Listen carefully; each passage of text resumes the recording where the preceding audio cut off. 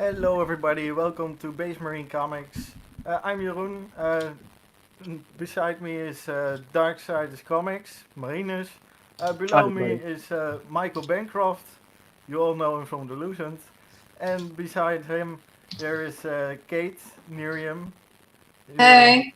who has actually a little bit of art about the Lucent to show a little bit later in the show. So, yeah, show in the Exciting. show. So, hey. Okay, Yeah. we are expecting two more guests. They will jump in a little bit later, I think. Yeah, for now, welcome, of course, Michael. Good morning to you. Yes, Uh, thank you. It's great to for be us, here. it's Halloween Eve night, but for you, that has Oh, yeah, already it's already passed. So, Halloween. Yeah. Yeah. I We forgot. did that. We did that last night. We did a strange version of it. I don't know if you guys do Halloween there, I'm but back. it's Yeah. become big here. And now, last night, it was because of all the whole lockdowns and everything. The lockdowns oh just yeah. ended here, so we went out, and instead of walking around, we had to take the car and drive around because there was so few houses that were doing it. That and a lot of the times the kid would just run up and you just take something from the side of the house. It was a very different experience. Yeah, the mostly known American way is not what they do here in the Netherlands. It's totally different. What do you We do there? actually celebrate the regular Halloween on a different date.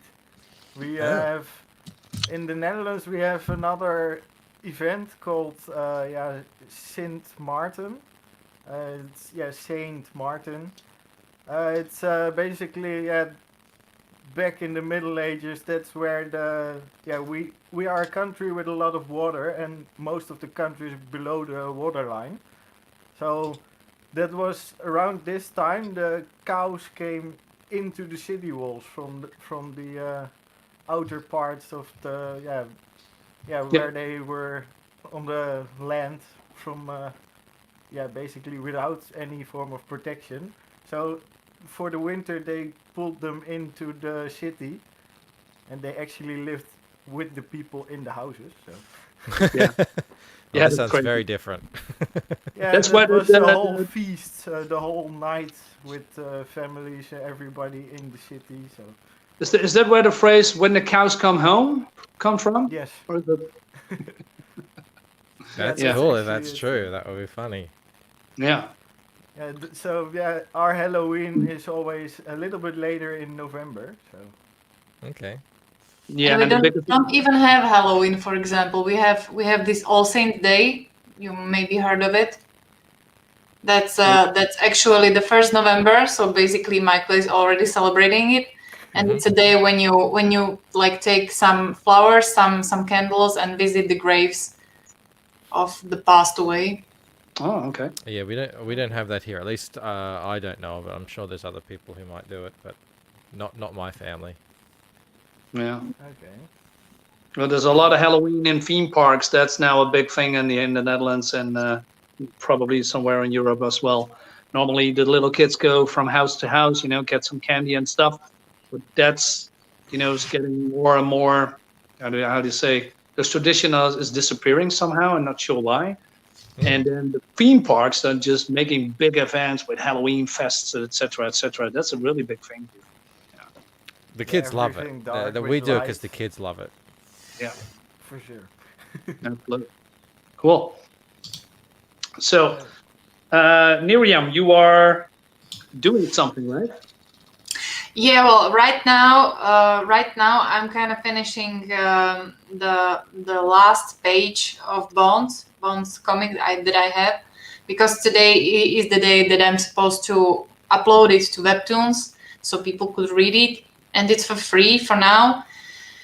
So I'm kind of struggling with it because I already thought yesterday, like, yeah, I still have time because I already finished all the pages. I just do the lettering and we are good and we're fine. And then I scrolled a little bit down and there was this page that kind of got a wrong number, and I figured out it's only sketch. So I completely freaked out because Oh I'm no. basically missing a page. So that's what I'm working right now. But I know I promised you some Lucent fan art, and I started with it yesterday. But I I got into it so much that I already finished it yesterday. So I already have it with me. And yeah, well, let's see if Mike likes it. I'm sure I will. This would be my fourth piece of fan art ever. Really? So I'm always very excited to see fan art. Yeah. Could have been the fifth because 5 is my lucky number. So Well, maybe I'm miscounting, but I don't think I am. I think it's the fourth. well, maybe I can do the fifth as well. Once you do your update. Okay. That's Yeah, basically a good sign if people love your comics so much they want to, draw fan art. I mean, It's that's crazy. Yeah. This is a totally new experience for me. You always see people getting fan art and everything, and you think one day, maybe that'll be me. It's very cool and humbling, and all the pieces have been amazing. So it's really cool to see. Yeah, because this is your very first comic, right? This is the first time you do ever a comic, or did you have a background in comics or art? Background in art, not in comics at all. I was doing t-shirt designs pretty much. Like I'd always drawn and stuff like that, and I got into graphic design. I'm a graphic designer, but I hadn't drawn a comic or anything like that since I was 13 or 14, and I would trace Spider-Man comics because I was huge into comics when I was a kid. And so I don't know exactly when it was. It was probably around 2010 that I decided to start writing this story. And I really struggled with it. It wasn't working. But I just kept writing because I really enjoyed it. I really liked the characters and the story and everything. And then one day I was actually, it's a funny thing, I was in in a supermarket in France. And France has a huge graphic novel scene. The BDs over there, they're everywhere. And it was actually this one right here. I always keep it next to me. It was this one right here. It was just in a little shelf thing next to the shampoos. That's big. Yeah. This is the size that they are. They're big hard covers. I got a whole bunch of them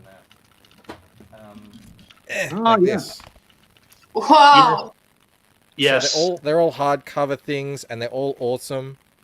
There's a Long John Silver. I've got a Sherlock Holmes. This one's amazing. I love this one. But they're heavy too. Yeah. I just saw this, and I'm like, oh yeah, I like comics. I think I was reading a few Star Wars comics at the times, and I opened it up. Let me just show you the page I opened it up to. Okay. Because I'm coming from American comics, from Spider-Man and Spawn and stuff like that, and I saw this page. Yeah. Oh yeah, I see That's the your example. style. And I was like, holy crap. Yeah. And automatically I thought, oh my God, imagine if my story could be a comic. And I was just standing there, next to the shampoo. And, all these things are happening in my mind. I'm like, could I do that? Like, yeah, I think I could. I think I could do that. All I need to do is learn how to draw, properly and quickly. And that's still happening. I'm still learning how to draw properly and quickly. And, but, getting there. So I when I got back home, I jumped onto YouTube. There's a guy called Proco who does tutorials on how to draw like faces and heads and all that sort of stuff. And I just jumped right into it. Luckily, because I'd been drawing ever since I was a kid, it came pretty quickly to me. That was about 5 years ago. So this whole 5 years, I've been doing the comic, learning how to do the comic, drawing, and yeah, and here I am now. It's been a fun adventure, and it's finally starting to pick up some steam, which is really exciting. Yeah. So you're a self-taught artist in 5 years. Yeah, definitely self-taught.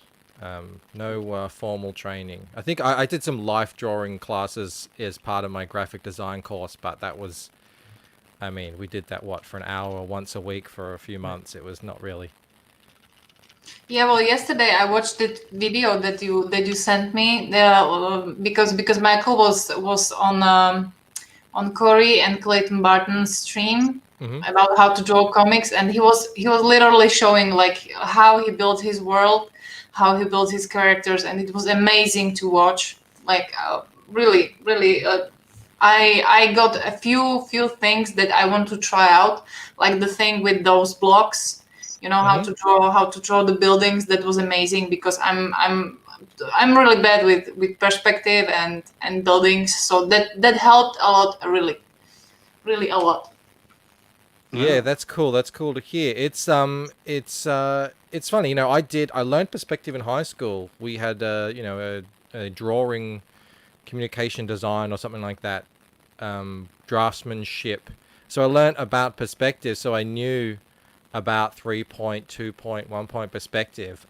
But yeah, it's difficult to do, especially if you don't have a big long thing, and to have with all the rulers and everything. Yeah. So when I started, I was just like, I'm on YouTube, like, how can you do this now in what was it, in 2015 or something? And I came across Clip Studio Paint, and someone said, check out these perspective rulers, and that was when I was like, yes, I can do this. I can do this, and I could do it like that scene that I showed you. You can see the influences in the work, and that guy's one of my favorite artists. He's a French concept and comic book artist called, always going to slaughter his name, Mathieu Lafray. He's really great.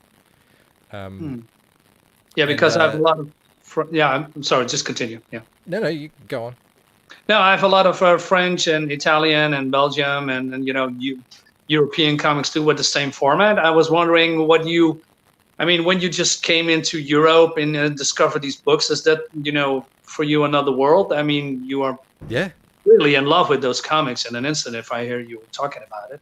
Absolutely, it was like it's like I discovered this world that it's so hard to describe, because I don't understand why there isn't more of a crossover between what's going on in Eastern comics, in Western comics, or let's say Western American comics, sorry, and European BDs. Because like I remember a thread someone posted on Twitter, which was share your favorite European comic artists, and that thread had hands down the best comic art I've ever seen on Twitter. It was just non-stop eye-melting stuff.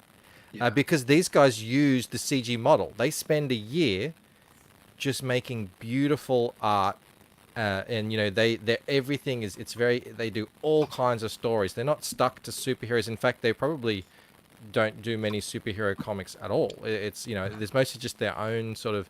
It's like it's a real CG, real life scene. And I've been to small towns in France with 5,000 people living there or something, and there's a little city square, and they've got the fromagerie and the boulangerie and all the little shops, and there'll be a comic book, a BD shop right there, and it's just full of these things. And they have a tiny little section for manga and American comics that no one really looks at. It's all the French and Italian and Belgian comics in that format, and I'm just like, it's too much to choose from. They all look amazing, and you want them all, but you can't get them all, especially because they're really heavy too. So I can't buy too many to bring them back to Australia.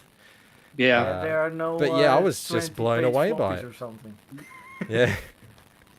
Yeah. The Pokemon, you gotta catch them all. Maybe if you ever win the lottery, you go back and you buy the whole store. Yeah, well, I married a French woman, so she has obviously still has a lot of family back there, and they occasionally pick one up for me and send it over.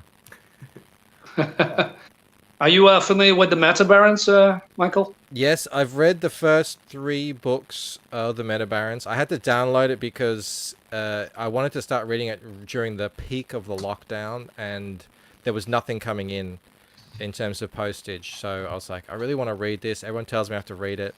Yeah. It's amazing. I can't wait to finish it. But like everything else, I'm now surrounded by books that I haven't read yet. So just because I'm just in total production mode on the Lucent, and every spare hour is either on a stream talking about it or in front of my computer drawing it and finishing it and coloring it and Yeah, all same that here. other stuff. Okay, I can feel your pain, but it's not pain. Yeah, you're right. It is. I mean, it's a lot of work. You go, oh, but you know, at the same time, when I get up in the morning, it's the first thing I want to do. You know, Yeah. I told you guys, I get up at like 5 a.m. to start drawing. And you know, there is that moment of, oh, when I'm, you know, it's just sort of waking up. But once I get into drawing, you know, I've been doing it for 5 years, you know, getting up early and drawing, and it's still as fun and exciting to do now as it was when I started. It's just something about doing your own comic, you know, your own story, and it is fun. It's supposed to be fun, and I think when you make it fun, it comes through on the page. And that's the funny thing. Like we have this tradition over here that once a year you usually pack and go with your family to some holiday, usually to see. Like this year I got to a situation. If someone asked me if I wanted to go on a holiday to see, I would say no. I want to draw. Oh, that's been me for 5 years. I mean, my poor family, they're always shaking their heads at me because if I get any time off, the first thing I think is, yes, a full day of drawing. Yes. Exactly. Finally, you get some work done. Yeah.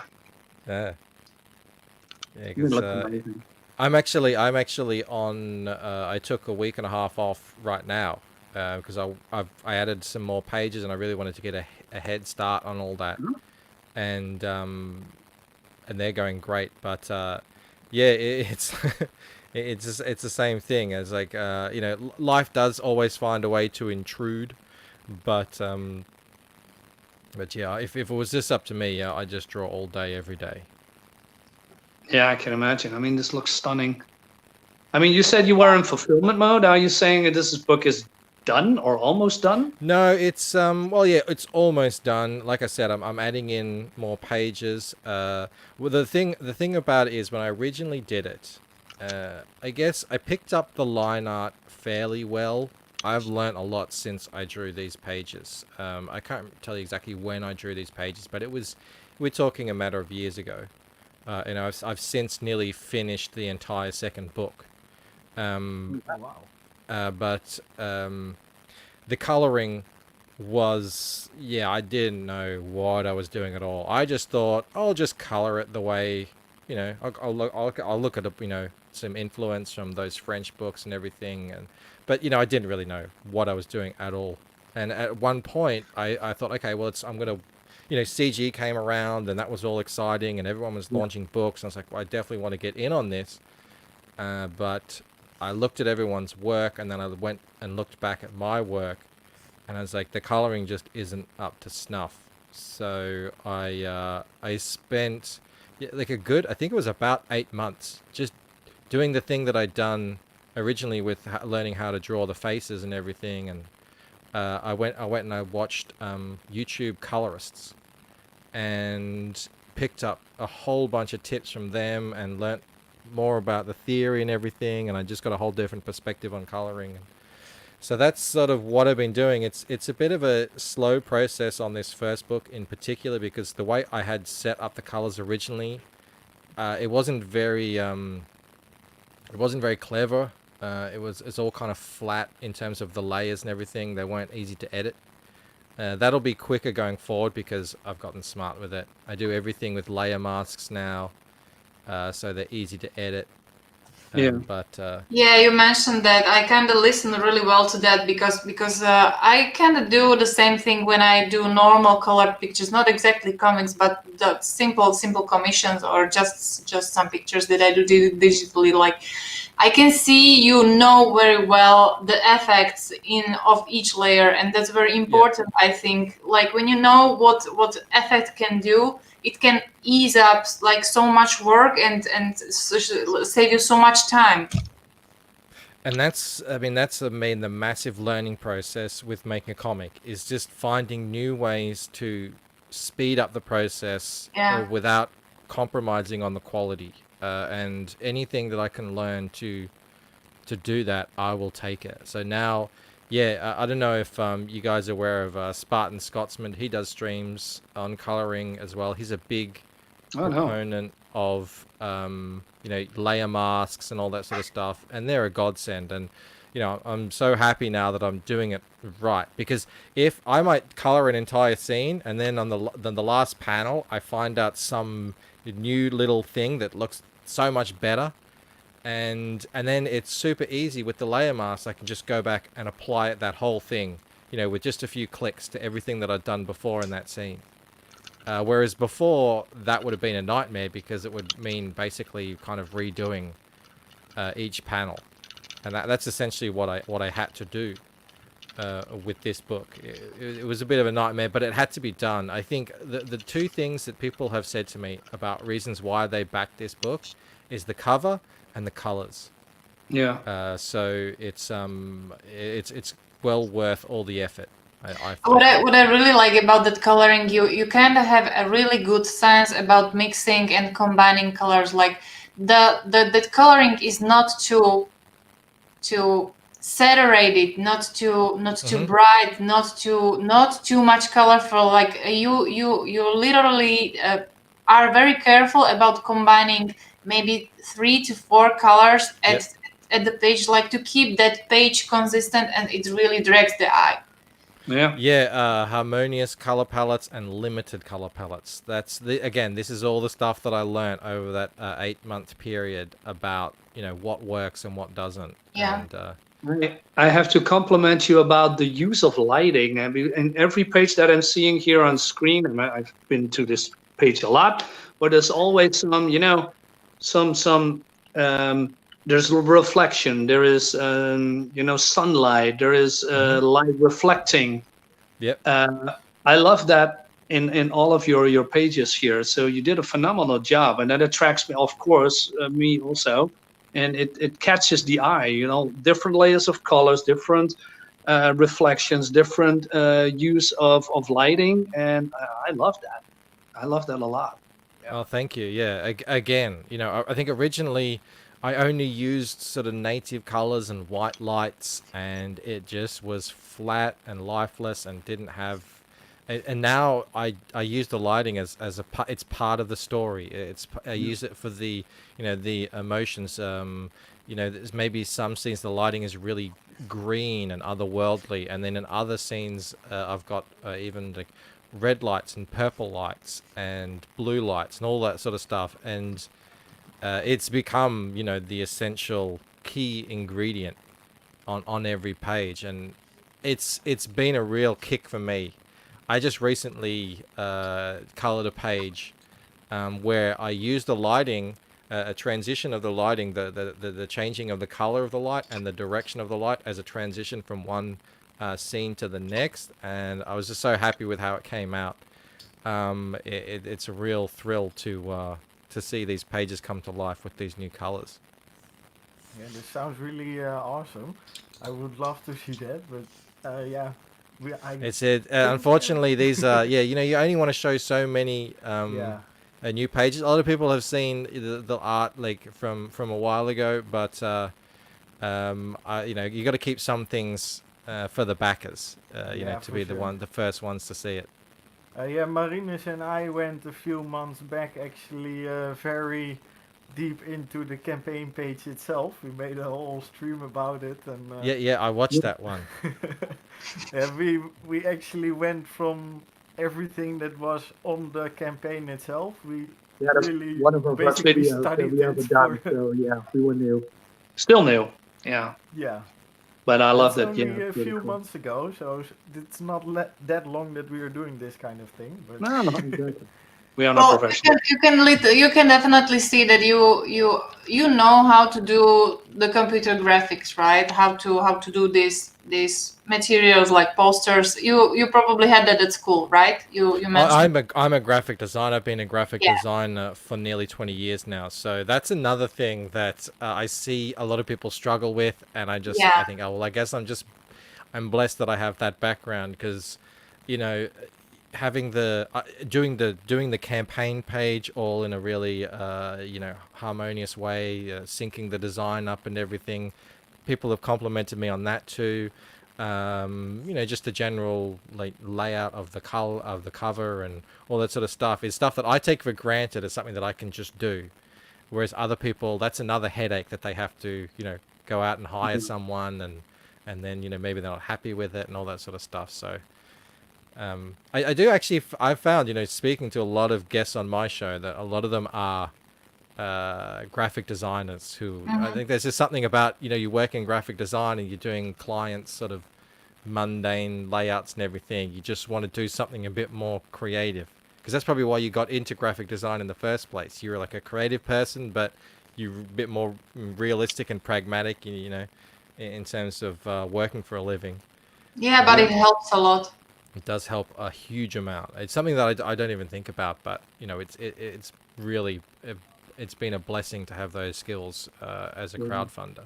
Because I see even the top guys, you know, not, I wouldn't say they're failing, but yeah, they just slightly missing the mark on the graphic design. They put like logo designs and layouts and, you know, stuff that I just would never do in terms of laying out pages or text or all that kind of stuff. Well, maybe you can criticize my campaign in a bit, because well, we can come back to that a little bit later. But I want to know what your thoughts about that one. So yeah, sure. Yeah, sure, cool. Yeah. But speaking of your use of you know, digital background, your background in graphic design, it shows also in your in the video that you made for the campaign. That was really cool with the blots and the ink. Well, it's not really ink blots, more like rain blots or something. You know, maybe you can show the trailer. Yeah, I have to share it again because yeah, I shared the whole page instead of the tab with the audio. So. Yeah, because the music is great, but also how you put the video together. It's very cool done. Oh, that one there is the Ascension Cinema one. You got to scroll up to the top to get the actual trailer. This one. Although Ascension Cinema did do the redo the audio for this as well. Cool. So I did it originally myself, and then he kind of added a bit of flair to it. Nice. Okay. Yeah, let's watch the video.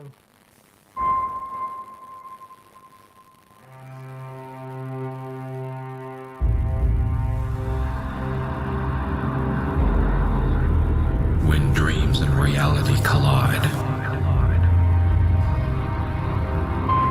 a life is turned upside down.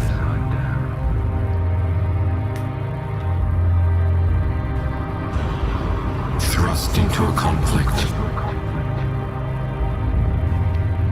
where ancient shadows fight secret wars.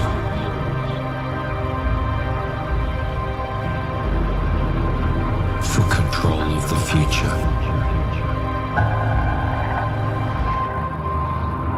Her allies hide in plain sight.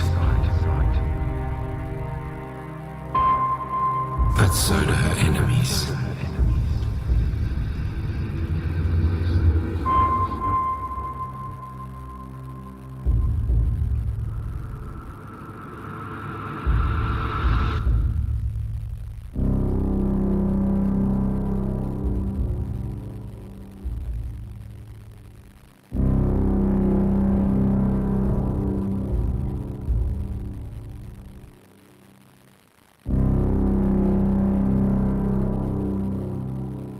Yeah, that was a good movie.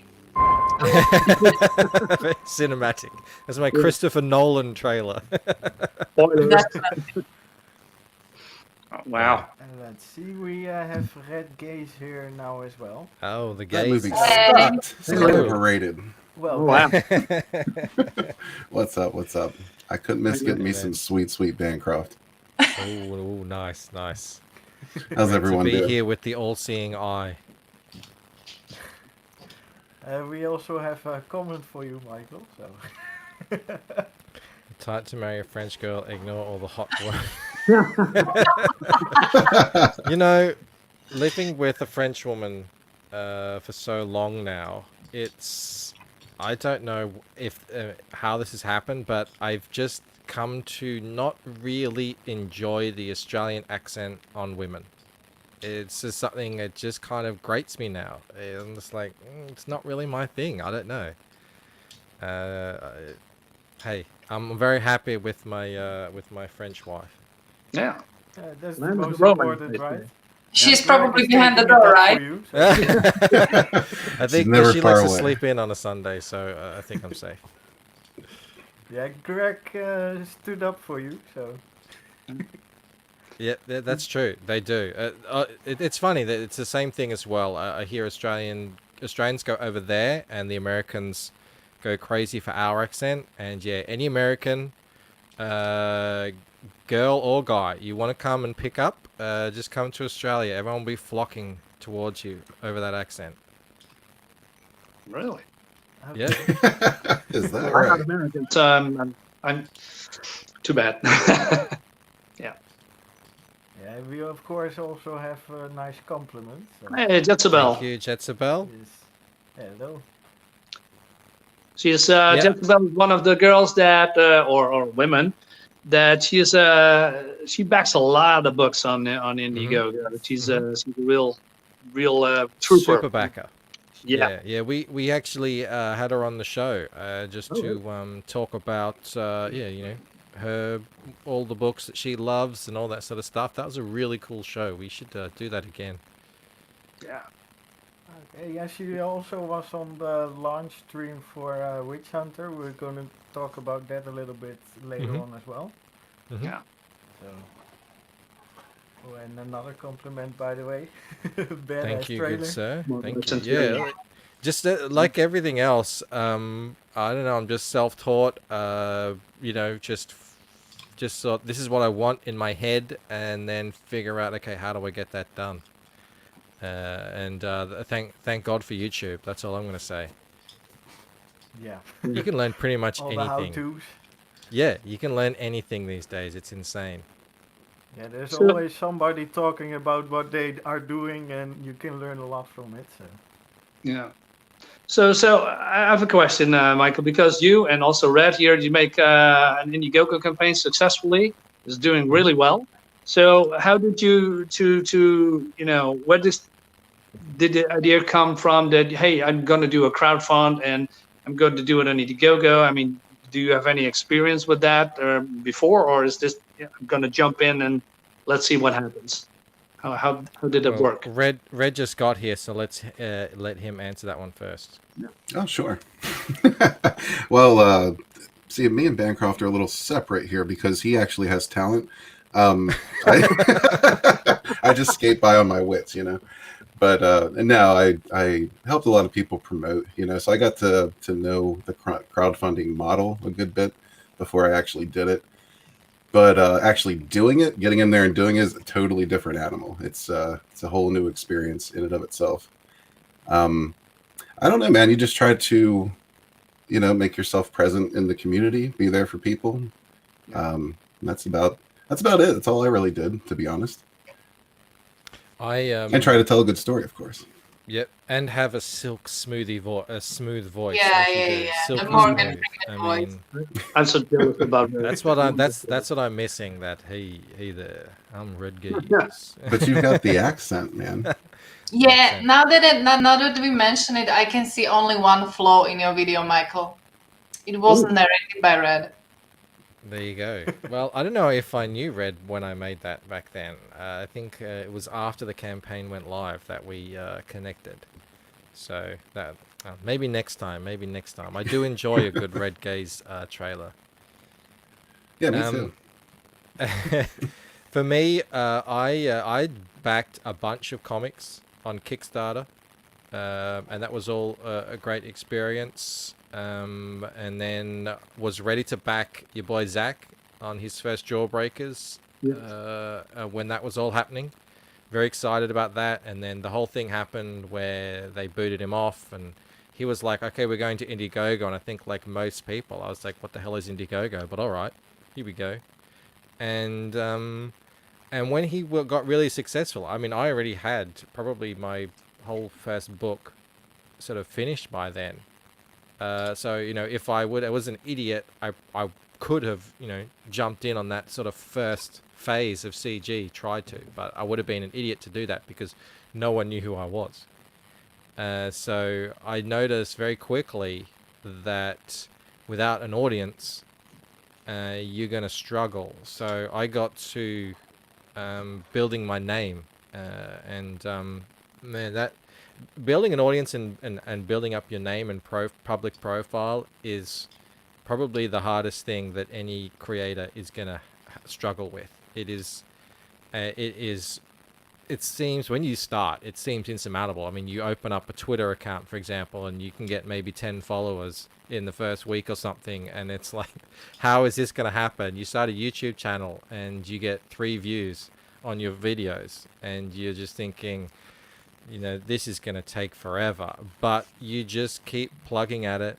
You just keep putting out content. You keep making connections and relationships with people. I remember when I stopped using a moniker, like an avatar, and got my face out there, that's when things really started to pick up for me in terms of people knowing who I was. And yeah, look, in terms of me building the page, building the campaign, just follow what works. Just check out who's been successful, see what they did, and copy it. And that's pretty much my entire method. Is just, you know, do what works, avoid what doesn't work, and do your research. It should all go well. But on top of that, more than anything, try and get that audience, because I seriously believe that it'll account for about 90% of your success.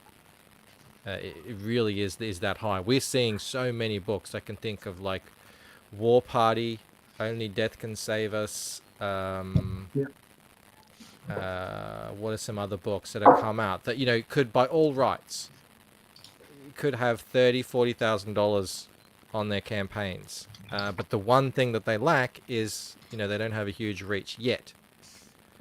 You know, that's the whole catch-22, is getting that audience. Yeah, and I would say, unlike Michael, if I actually started showing my face, I would probably lose followers. That's not true. Well, that isn't, no, but hang on, that is the thing. Like, get the face out there early. Because if you leave it too long, then yeah, that could actually happen. I remember. Yeah, everybody's like, "Oh, that face to that." No. I remember Sargon. It was a massive thing when he finally put his face out there, and a lot of people were like, "I don't know if I can do this. This is not what I was picturing at all." Is he still making content, Sargon? I don't see him anymore. He is. I stopped watching him a while ago. Just, you know, kind of moved on, I guess, interests. Yeah. But I think he still is.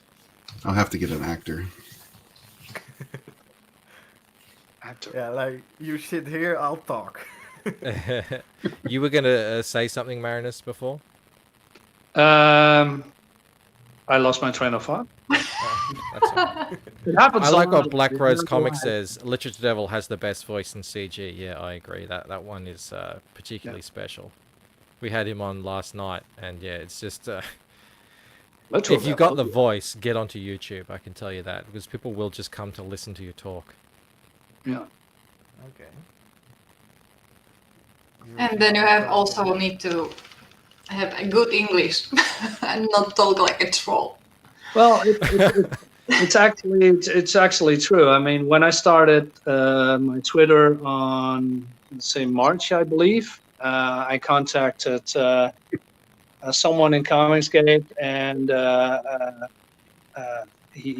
talked to him, and he said, "You know what? You need to get a Twitter account. You need to follow people with the same interest, follow them back, etc., etc. Create a YouTube channel, and do what you are doing best or what you are interested in. In my case, it's comics. So I'm, making reviews, kind of on streams, and do unboxing videos, and yeah, slowly bit by bit, people are starting to notice who I am because people mostly only know me from promoting other comics on Twitter, Mhm. and now I'm going on streams, and I was not long ago at the Drew Love, and he said, "Hey, finally we see the face behind Darksyde's comics," and I said, "No, okay, maybe I should put my face more out there, and talk to people. That maybe that helps." Yeah.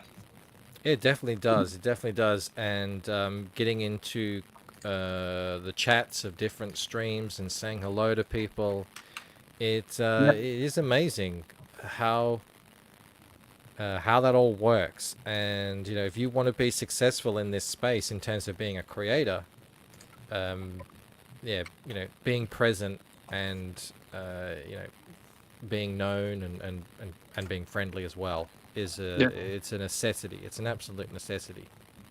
Sure. Yeah. True. Yeah. Absolutely. And well, yeah, like I said, you're doing very well with your campaign. So how many? So when do you will launch the book, and then what's the time frame? Yeah, I am aiming for early next year fulfillment, January, February. That's what I'm aiming for. Like I said, I'm doing the big final push now to get all of the art finished in terms of the coloring, finish off this new art that I have, these new pages, and I've got an editor now, which is really good. The guy I stream with, Joe Fulton, Albino Thunderbuns. He is editing the book. He's going to be helping me make sure that everything that I want to achieve with the story and everything is actually there on the page, not just in my mind. And I thought it was there on the page, and it actually isn't. That sort of stuff, So he's helping me with that, and he'll be, making sure there aren't any errors and all that kind of stuff. I don't know yet how much of work there's going to be there, but I'm hoping it's not going to be a massive amount.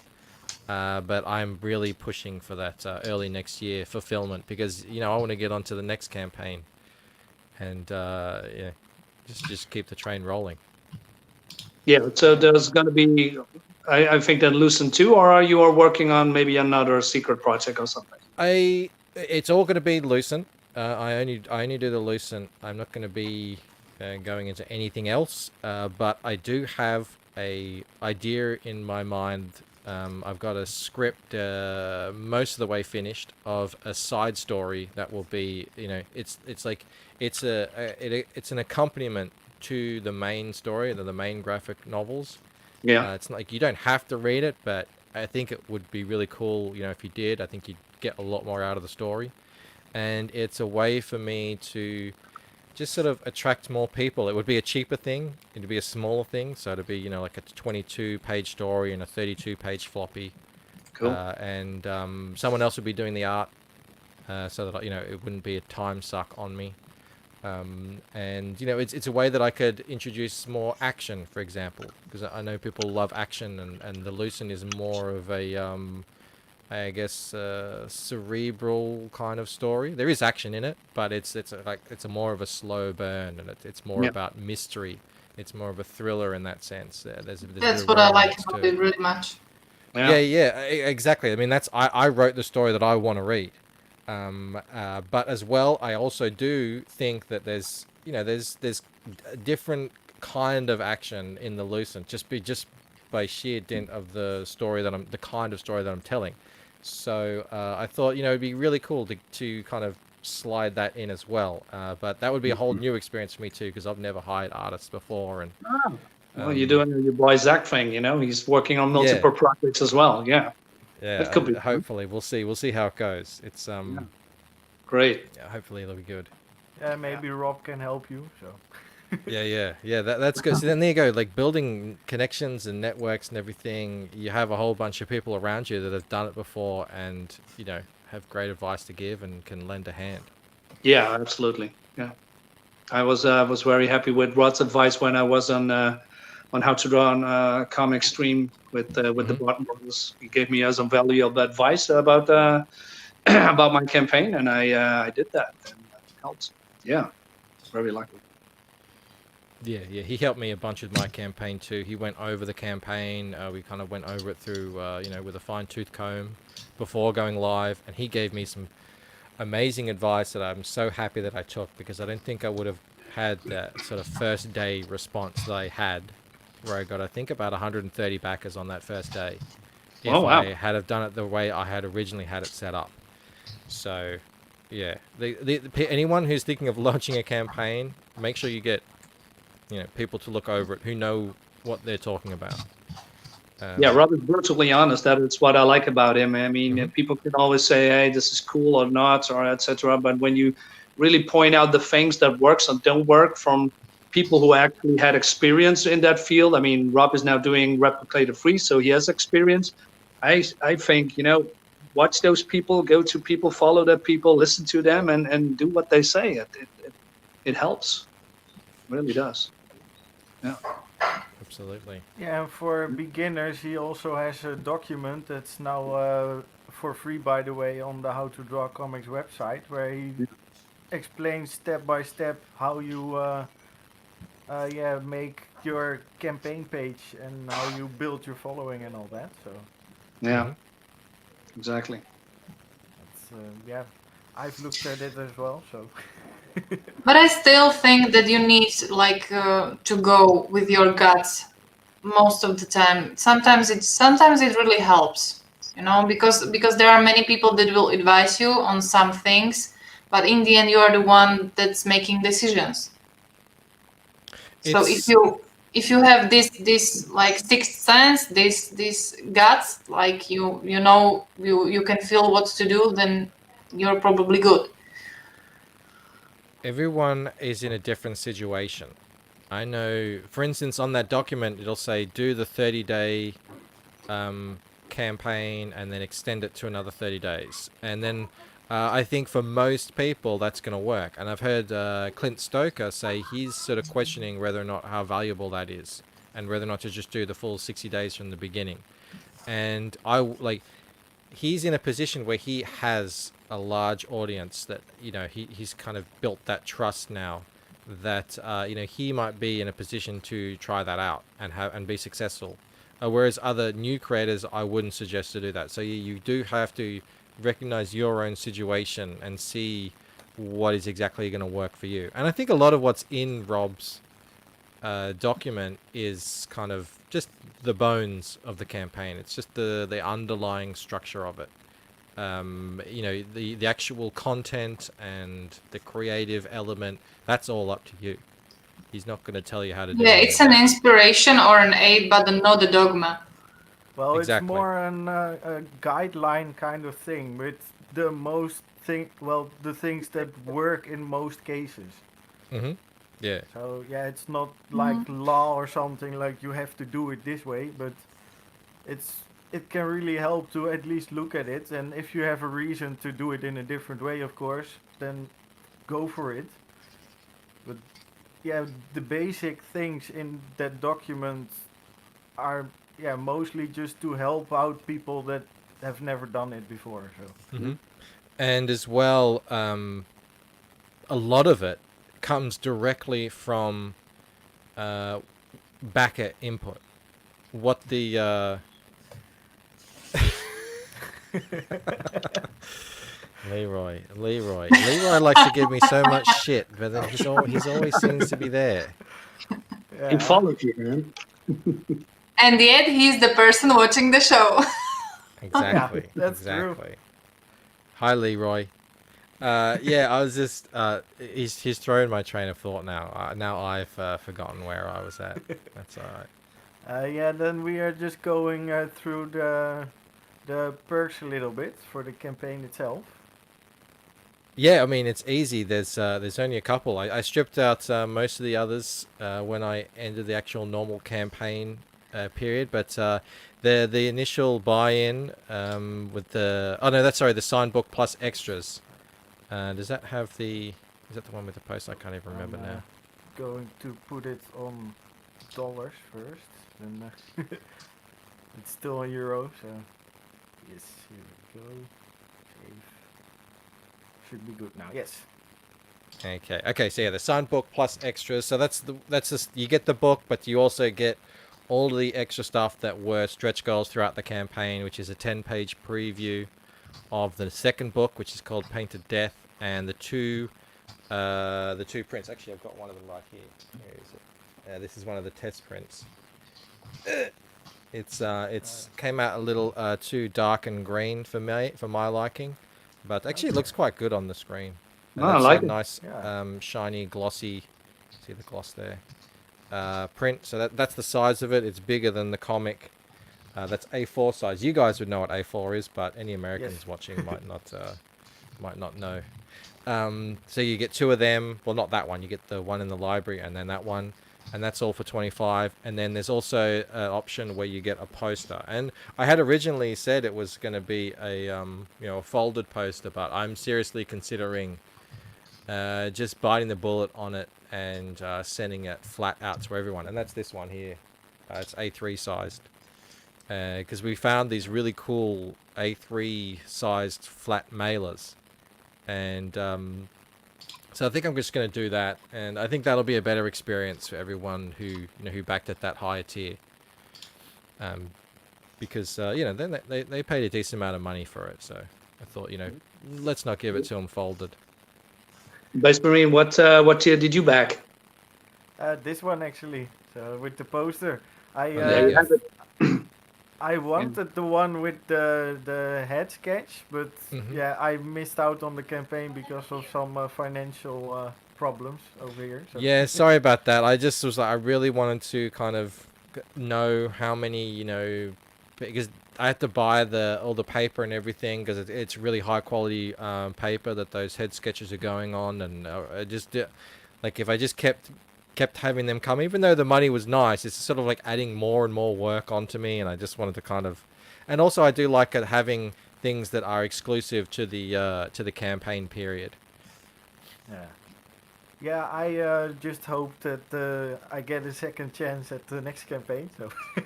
Oh yeah, definitely. Yeah, Marinus, which perk did you take actually? I got the standard perk first, and because I like just having the book. Posters is not really my thing personally. When trading cards is maybe some fun, nice, but I like just having the book or more content in the book. But that's my personal preference. I'm not kind of a poster guy. Okay. Yep. You can see that I am, but these are nice big Oh, posters. yeah, These you got ones a lot of cost me a lot of you money. can see behind me as well. I got this one, but there's metal from Display. Yeah. Ah, yeah, I've got a bunch of art up on Display. Yeah, that's cool. I like that site. I've never actually ordered anything from Display yet, though. That's a great site. Yeah, thanks. I got some. Well, I will possibly go only for the comic, because if I tried to put that poster up our wall, I would probably end up homeless because yeah, my husband doesn't like putting any pictures on the walls, so I have one picture hanging on a wall in our whole flat. No pictures anywhere. No. Oh my goodness. No. That's like the complete opposite to our house. Yeah, I can see that, and I really like that. It's kind of happy, It's so colorful, and it's so custom, and it's so full of vibes, and I like that. I kind of miss that. See, to Michael, it's just a reminder of his daily beatings. Well, we have different posters in the main house, but my wife kind of handles all that, and she has really good tastes, home decor tastes. So yeah, I like all the posters and everything like that. I think it just makes the walls fun. Yeah. I like prints though. Prints I like. Posters now, well, maybe less, but prints, that's what I like. Have just like A4 prints, complete. Yep. That's what I like. Yeah, you can frame that. Yeah, posters of course too, but mostly posters are folded. But yeah, people like them because Base Marine has a lot of posters on the wall on the backside, as I see. So he's a big fan. So I know why it's he's actually mostly from the same for now, because I had 3 posters with the Flying Fortress book and one with Elysian Fields. And yeah, I have a bunch of posters on their way, but there's a Vestige poster coming in and a few She posters. So, but yeah, I like it. It fills up the space a little more, and yeah, it looks better to me personally than a grey wall behind me. So. Nice. Ah, kijk. That doesn't even It's make Meth any Lab. sense, Leroy. What are you talking about, Meth Lab? Oh, we lost Marinus, I see. I'm not sure if Leroy is your BFF or your best enemy. It's a little bit of both. A little bit of both. Yeah, just the perfect blend. That's what you get. This is when red guys might know this. Like when you start getting a bit of notoriety in the scene. You know you've made it when people come on to troll you. Yeah, you get all kinds of hate that's actually love. Exactly. This is how men show their love, by hating on each other. Then there is a lot of love in most chats.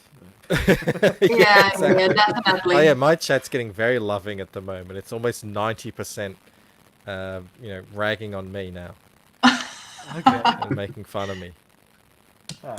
Maybe they can help you with one of those pages. There are a few left, I see. So. Yeah, I just recently put them back up. The pages were slightly different to the head sketches. I thought, I did say that there were 10 available. I did originally take them down, but then I thought, no, people have asked for them. So I thought, I think, I did promise, I did say there were 10 available throughout the campaign. So I had them back up, and have since sold another one of them. So that's really cool. Okay. They're fun to make because obviously I draw digitally, so this is me remaking the art, and I really dig going back to inking in the flesh. It's it's kind of it's peaceful to do. Just sit down for a couple of hours a night and work on pages. I enjoy it. Yeah, and it's A3, I see, so bigger than the 11 by 17s. Yeah, it's a big thing, and they'll come packed. But I always forget what this stuff is. I think it's melamine or something like that. It's this really hard cardboard wood sort of thing. And they'll come sandwiched between that, so these will come safe and sound. I heard Ethan Van Sky were talking about that's how he says his original art pages. So I thought I'll do the same thing. Yeah. It says here Masonite. Something? Masonite, is it? Oh, okay, there you go. I don't know. It's something. Yeah, that's what you're saying here. So. All right, we'll see. Okay, and the cover is sold, I see. So. Yeah, the cover sold early on. That was fantastic. I remember when that happened, I got off a long stream, and whenever you do a really long stream, you're sort of in a daze afterwards, and especially because I'm here in the cottage out the side of the house, I kind of stumble out into the light, and then I just sort of checked the campaign as I was sliding into bed, and it had jumped up by a huge amount, and I was like, what the hell's happened here? And I saw, the cover had sold, and that was a really nice way to cap off the night. Yeah, that must have felt really great. Because I'd never really sold original art that much before. I think I'd sold a few smaller pieces. Nothing like that though. That was very humbling when that happened. Yeah, but if I see it right, for most campaigns this is actually well, I wouldn't say cheap, but most campaigns offer it for a lot more, and then mostly always original art only. So you give them and the book, and it's lower cost than most other campaigns. So. Well, I don't know. I guess this is my first campaign. I do still consider myself an unknown artist, and as well, it's not like these are the original, inks that I drew that go into the book. Like these are what I'm gonna do is what I have done is I print out the inks as they exist in a really light color, and then I ink over that. I think we saw Ethan do a similar thing with John Malin's art recently, where he inked onto John Malin's Battle Brick Road art. So I mean, yeah, it's you know, it's my hand drawn stuff. It's all ink. It's a one of a kind thing. But I thought that was an appropriate price for it. Yeah, for sure. And if people are interested during the stream, there are still 4 available, and the link is in the description. So. That would be fantastic. And I put it in the chat as well, by the way. So. Thank you. Yeah. Not many perks, but everything is very, very worth looking at. I'm very proud to have back this one as well. So. But, Thank you, good I'm sir. definitely looking forward to it. And yeah, we are of course with a few other people on the show. So from the Waking Dreams, we are going to the haunted houses with Marinus. Yeah. Yeah, tell us a little bit about the book. Well, yeah, I'll, can you share get it? the campaign. Yeah. Well, it's I'm going to make a black and white 40-page horror comic, and we are nearly funded. We just need a little bit of a push about Blackhart Manor. It's a Lovecraftian horror magazine, so it's bigger than a normal floppy. It's more like European style, and we wanted to bring that, you know, the whole horror feel from the 70s, 80s a little bit back. Because I grew up with those books like Eerie and Creepy and other horror magazines, also from Marvel and DC. Had a great cool horror line back in the day, and well, they are mostly gone now. And I wanted to bring that back to make a horror comic, not so much about a haunted house, but something that is, you know, living, if you can call it that, in there, and it stars with 3 firefighters, and wanted to be, you know, to bring back more like real life heroes to comics instead of superheroes or soldiers, etc. I think it's a cool idea to play around with different kind of people. So as you can see here, this is I really like this cover. I mean, if you show the firefighters, you have the haunted house, as basically he calls it, with an apparition behind it. We have some beautiful visuals here. And it's about a missing daughter of one of the firefighters here in front of Jacob. And he and his team are, you know, basically going into the house to look for her. But there's a story before that and after that. But basically that is the gist, and that is the summary of the book. Missing daughter, you know, it's getting kidnapped by a cult. It's 100 years old, owns the house, something in a house, and that wants something. So there's going to be a lot of sacrifices, a lot of bodies and bloody parts flying around. I mean, that's what I'm aiming for. And there's some eldritch magic here, eldritch horror, and also a love story. Well, love story is maybe a big word, more like a bonding between the firefighters, and then the love for Jacob and his daughter that he is trying to find, but he cannot find her, but she's somewhere in the house, presumably.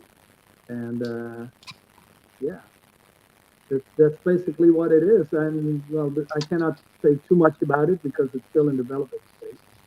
But the art here is that what is G.L. Jalsu was the artist. He created these pages, and I really love it. I'm liking what I'm seeing. A lot of going on,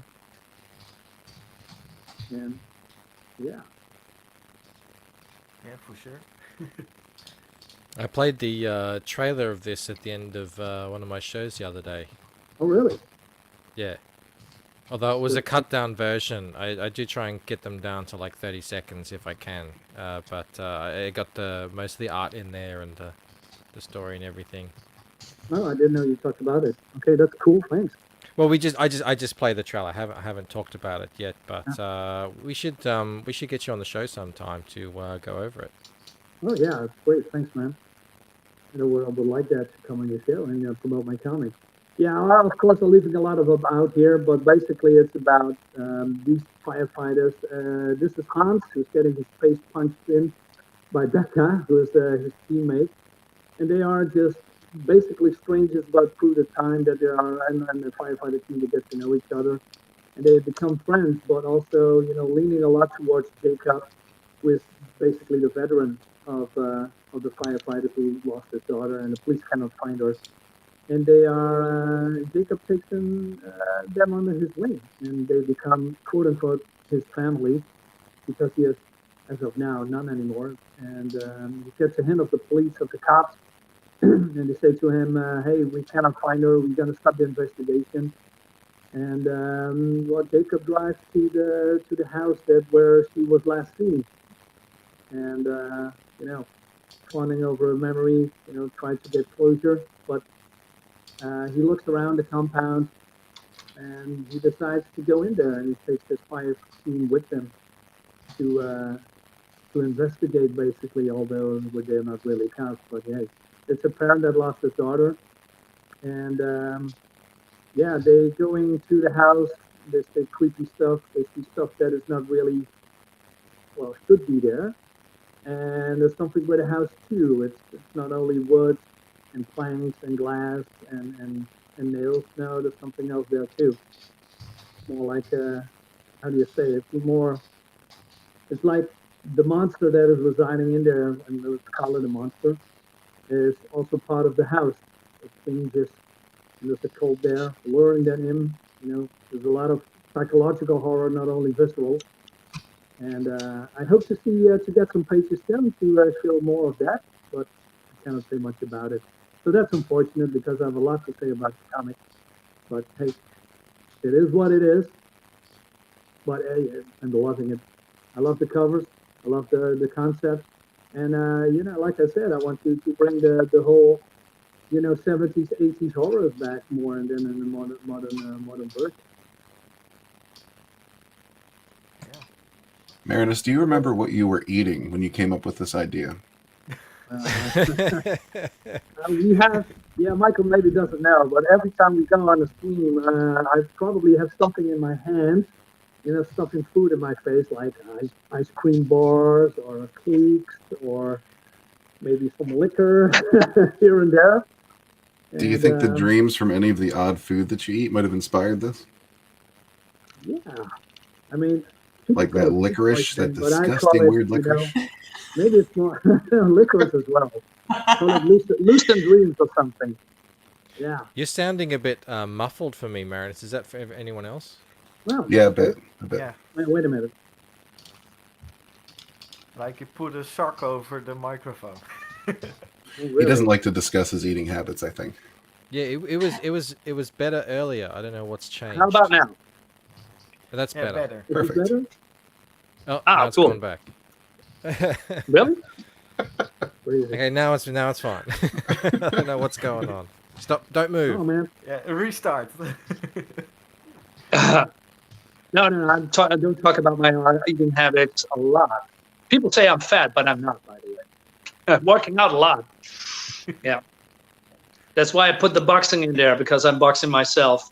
Yeah. But I love to eat as well. I always get hungry. I just, boxed today, a couple hours back, and I'm just very, tired. And but I'm eating the whole way through. I'm just eating. Yeah. I don't know why we talk about food. Red Gaze always talks about food. Food's delicious, that's why. Exactly. Yeah. It makes life worth living. Oh yeah. So what are you eating today then, Red? What are you snacking on? I'm actually waiting to get my mouth around some pizza. Oh, damn. Why In case you're wondering, that is code, yes. I am an opposite. Oh God. Yeah. Oh God. Pizza. I love Pizza. How late is it with you, Red? What time is it? It is just after 6. The trick-or-treaters are out and about. Oh wow. Are you waiting kids in front of the door, or is that closed down as well? Don't give them the pizza. Don't give them the pizza. Did you say beating kids in front of the door? Did I say that?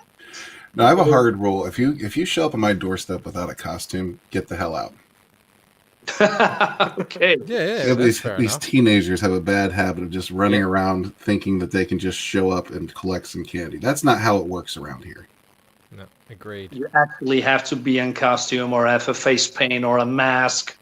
I want some effort. If you're not going to Dude, put in you're any a effort, ruffian. you get nothing. Do they need to sing in front of your house? No, The just campers. come up, say trick or treat, collect your candy, and be That's on it? your way. That's it. Oh. As long as you have a costume. I don't care if you just put a mask on your face. You know, if you can't afford some awesome costume, whatever. I just want some effort. Just a little effort. Is that too much to ask? Yeah. Paper No. bag. Draw something on a paper bag. Put it on your head. You're good. Here in the Netherlands, they usually make these, well, not always pumpkins or something like that, but also, yeah, these paper lantern kind of things. Yeah. Mostly self-made at school or whatever. Yeah, that's hard to do right now, but and they always sing and then they get something. They have to sing first, otherwise they get nothing. No, I don't make anyone sing. I don't know if it's America or what, but it seems like there's a lot of other cultures around that incorporate singing into like almost everything they do.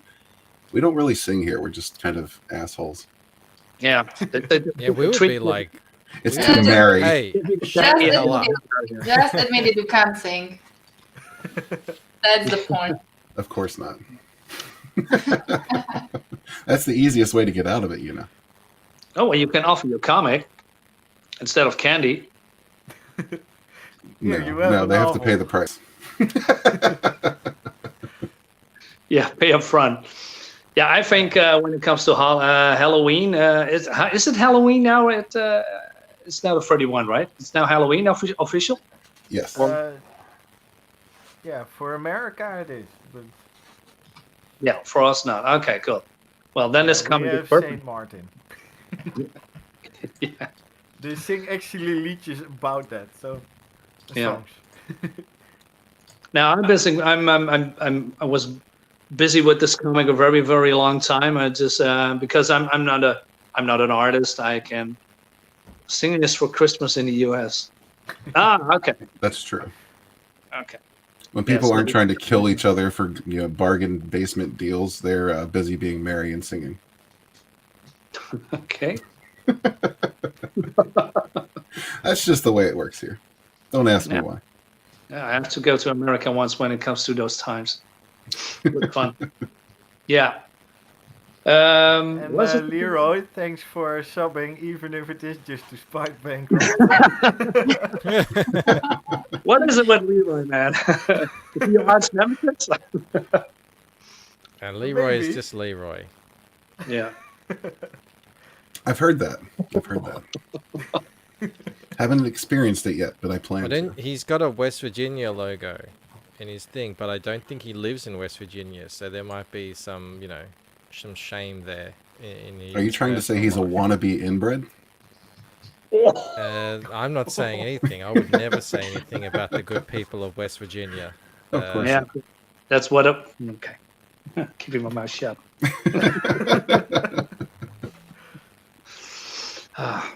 Thank God you live in Australia. I think otherwise, Leroy would be on your doorstep, singing trick or treat. Yeah, red gaze in the front, singing the loudest. Absolutely. Yeah, I plan to make it to Bancroft's doorstep by next year. Okay. Oh, you'd be welcome. You'd be welcome at my house. We would have a good old time. Well, not Get at the the moment. You're pretty severely locked down right now, aren't you? No, we're allowed to have 2 people. It's permitted. So 2 people. Oh, so I can even bring a come. friend. Yeah, but they have to be from the same household. You can't just bring any old friend. It's like spouses or other family members or anything like that, or roommates. What about a cat? A cat? Yeah, you could bring a cat. I'm sure that'd be fine. Might have to wear a mask though. Yeah, There you go. See, this is his pain. What we're witnessing here is Leroy's pain that he has. He's forced to live in Kansas, despite being a West Virginian in his heart, and he takes Is it that out a on me. smile on your face, Michael? What's that? It's almost as if you're enjoying it. Leroy's paying on a secret stream somewhere. Yeah. I mean, I read if you go to Michael's house, beware of the crazy stuff and crazy creatures there. I mean, I'm making a Lovecraft horror comic, but the creatures that live there, you know, giant spiders and such, man. Yeah. Oh yeah, yeah. Me and Michael have had this discussion. To him, Yeah. they're just like pests. Yeah. You know, That's another thing. the deadliest viper in the world just wraps around his leg, and he's like, just piss off, and flicks it in her nose. Michael's a man's man. Like there's this TV show, right? That there is not everything in Australia that tries to kill you. Hmm. Just the Bancrofts. Okay. Yes. Just the drop bears and the snakes That's all and the it brings. spiders and the jellyfish and the And the octopus. alligator, Well, crocodiles. crocodiles, yes. Yeah. And if you go too far out, the great whites. the great Scorpions. You're up whites. Yeah. Even the kangaroo can kill you. He might be able to disembowel you, but I don't know. You can mess if up he'll your whole kill you. day. Yeah, he can. He'll try and kick your balls off, but if you're a woman, then you're all right there. Depends on what. Okay. And only that would only be a big red kangaroo. Now, Michael, they're more in the outback. That was an insensitive comment. You know, in this day and age, there are women with penises and I'm balls. sorry, the lady balls. Oh, Anyone man, with they'll lady bring out balls. that Yeah. No, it's great. No, I don't have a problem with, I don't know, scorpions or snakes or even alligators or crocodiles. I mean, but when it comes to those insects and creepy crawlers, man, I'm out of here, man. No. Since when are koalas creepy? Since the beginning of time? You're a weird one, Marinus. come on. You say you don't have a problem with snakes, but I'm telling you, if you're just like walking down the street and you come across a brown snake, and you're like, if that thing bites me, I have about 20 minutes to get to hospital. You probably have a problem with it, and that's happened to me walking home from work. Really? Some woman was just like, Living on "Watch street. out!" and I was on my phone, being an idiot, walking through a park, like just looking on my phone, and yeah, there's a brown snake about, I don't know, That's the a couple cobra, of meters right? away from me. No, it's called an eastern brown snake. It's the second most venomous yeah, snake yeah. in the world. Yeah. We But only what have I meant one with that- venomous snake here, so. Yeah, What what about I that? They doesn't look creepy, so maybe that's more a visual thing or something. When I see, you know, things with more than 6 or 8 legs, then I'm just, you know, I'm out of here. But when I don't know, it's just Well, it's Yeah, if definitely. you don't like the creepy crawlies, that's more of an Asian thing. If you go to Thailand, Malaysia, Indonesia, that's where you're gonna see the centipedes and all that sort of stuff. Big oh ones. man, I hate centipedes. Those big Yeah. black. Ugh. Yeah, I've And you been- said that koalas are creepy, right? Those are cute compared to centipedes. What? Which Uh, one? Koalas. Koalas. Well, that's not really a creepy. No, I think he said creepy crawlers, not The koalas. crawlers. Okay, misunderstood. Fine. Yeah, the koalas, they're cute, although they do make really weird sounds, especially when they're mating. Do koalas mate with drop bears? Yeah, well, God, I you hope you also make weird sounds when you're drunk, right? not. We all do. Because basically koalas are instantly almost all the day they are drunk because of the eucalyptus leaves. Well, I don't know if that's technically true, but they are very sleepy creatures. They definitely look doped out, but no, I think they have a very low metabolism, so they don't have any energy. Energy is not their thing. And I also heard, I don't know if this is true either, that their brains are smooth. Which is an indication that they have very little cognitive ability. So all they do is just sit in trees, eat leaves, and sleep. Wow. And anything else requires too much effort. I know people that do less. Yeah. Sounds Perfect. True. sounds Perfect. Cool. so. Nyriam, You have something to show? Oh, Yeah, no. yeah. Okay, after the video, thanks. Thanks for the surprise, basically.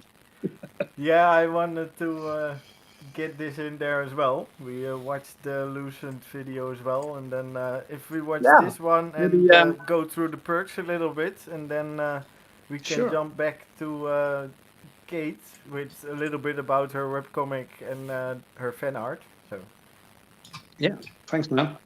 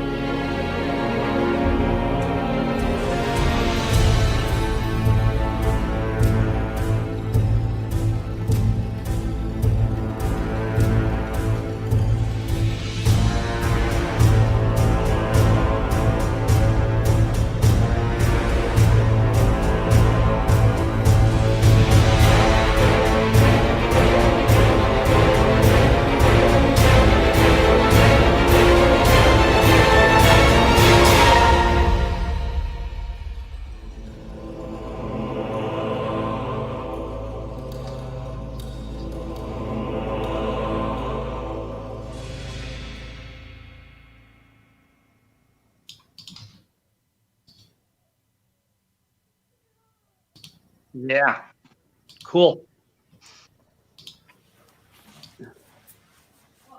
So, what do you think about the trailer, Michael?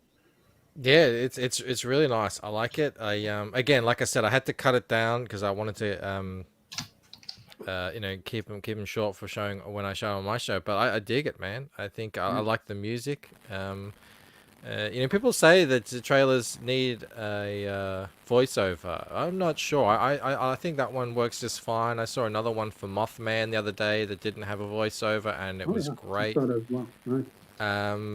Yeah, you know, all good, all good. I wouldn't have played it on the channel if I didn't think it was cool. Oh yeah. Well, I appreciate that. Thanks. Yeah, Because your trailer was, I think, very cool. I mean, who did the voiceover, by the way, with the door? Your microphone is acting up again. Oh really? Okay. What's going on? It's like In it's the coming in and meantime, out. you went up Becker during the video. Oh, congratulations. Not sure You're what's now going at on. 88%. I think How he about asked now? me who did the voiceover on mine. Originally, it was me. That still is actually my voice on the trailer, but Ascension Cinema got in there and did some audio magic on it.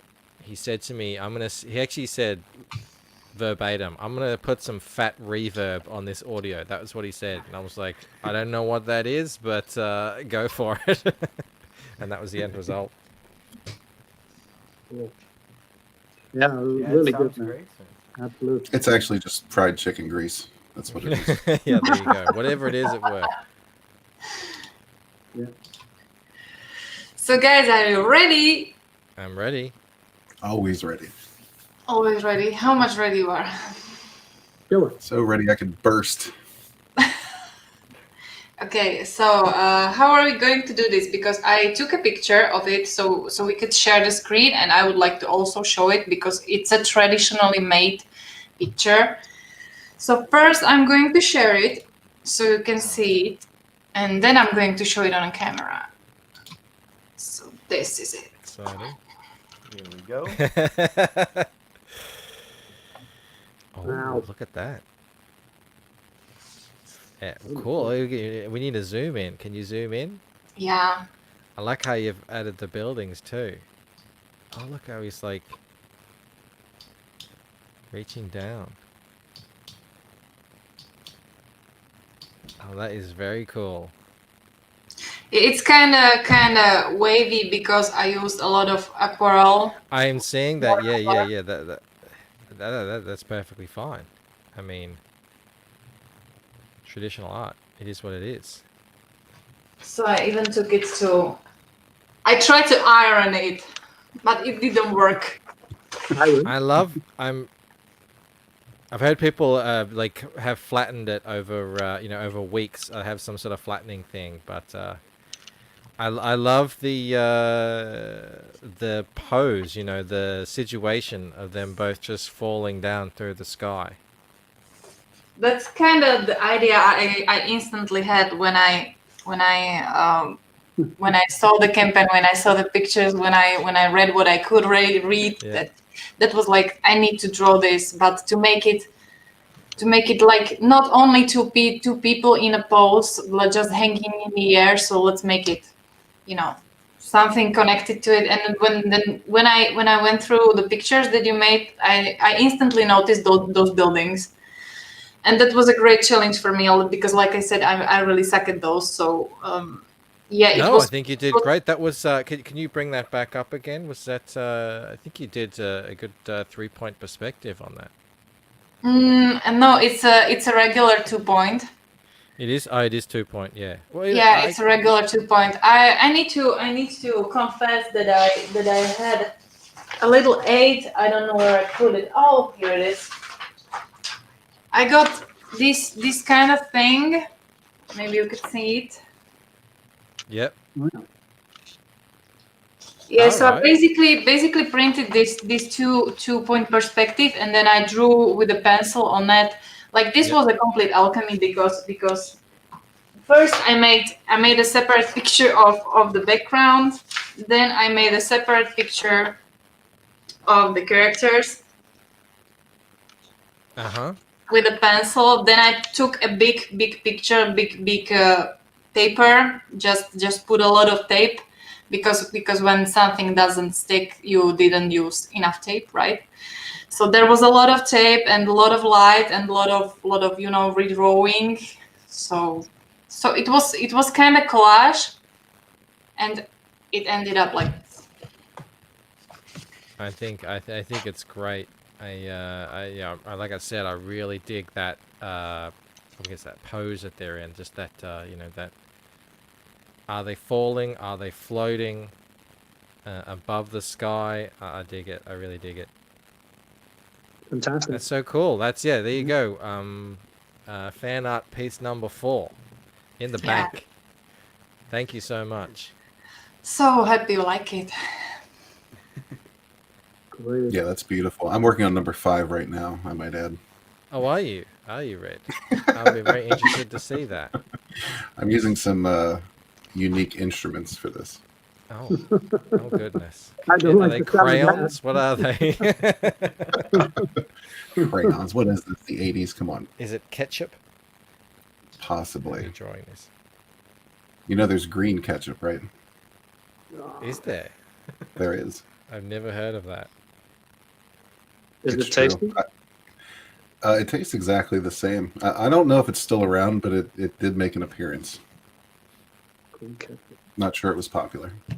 Sounds not really Yeah, tasty. we have colored pancake syrup here in the Netherlands since a few weeks ago. Michael, did you take a screenshot of that so you can focus on the hands? Oh, I didn't. I'm sorry. I saw Leroy's. Yeah, Leroy Leroy's specifically comment asked there. for it, so. The hands will haunt me. The hands and the fingers and yes, well. I always say it's my philosophy. Better to put out front and center all your foibles, all your weak spots and everything, so that when they receive the comic, they'll think, oh wow, this is way better than what I thought it would be. Look at that hand, doesn't look like a vegetable. That's cool. Like, I'm happy. Whereas if you come out saying my hands, they're the best, I still remember in the stream, like you mentioned, those hands looking like a rubber glove. You remember saying that? Did they have dishpan Give me a hands? lot of Yeah, people give me a lot of crap for the hands. And then I recently shared something the other day, and Dean, Nerd is the Word, also called me out on another hand that I'd done. And it's like, well, sometimes you're just drawing a page, and you're like, I really want to finish this page today. So you can't just go back over every little spot. And, it looks like a hand, I guess. So you just move on. And hopefully these things are what the editors pick up on and say. I believe it was a ginger root. Yeah. Oh God. And there's also something about koalas in your med stash. That's just Leroy being Leroy. It's Leroy. Hey Leroy, is the chat happening tonight? Are you doing that tonight? I'm gonna have something to listen to later while I draw.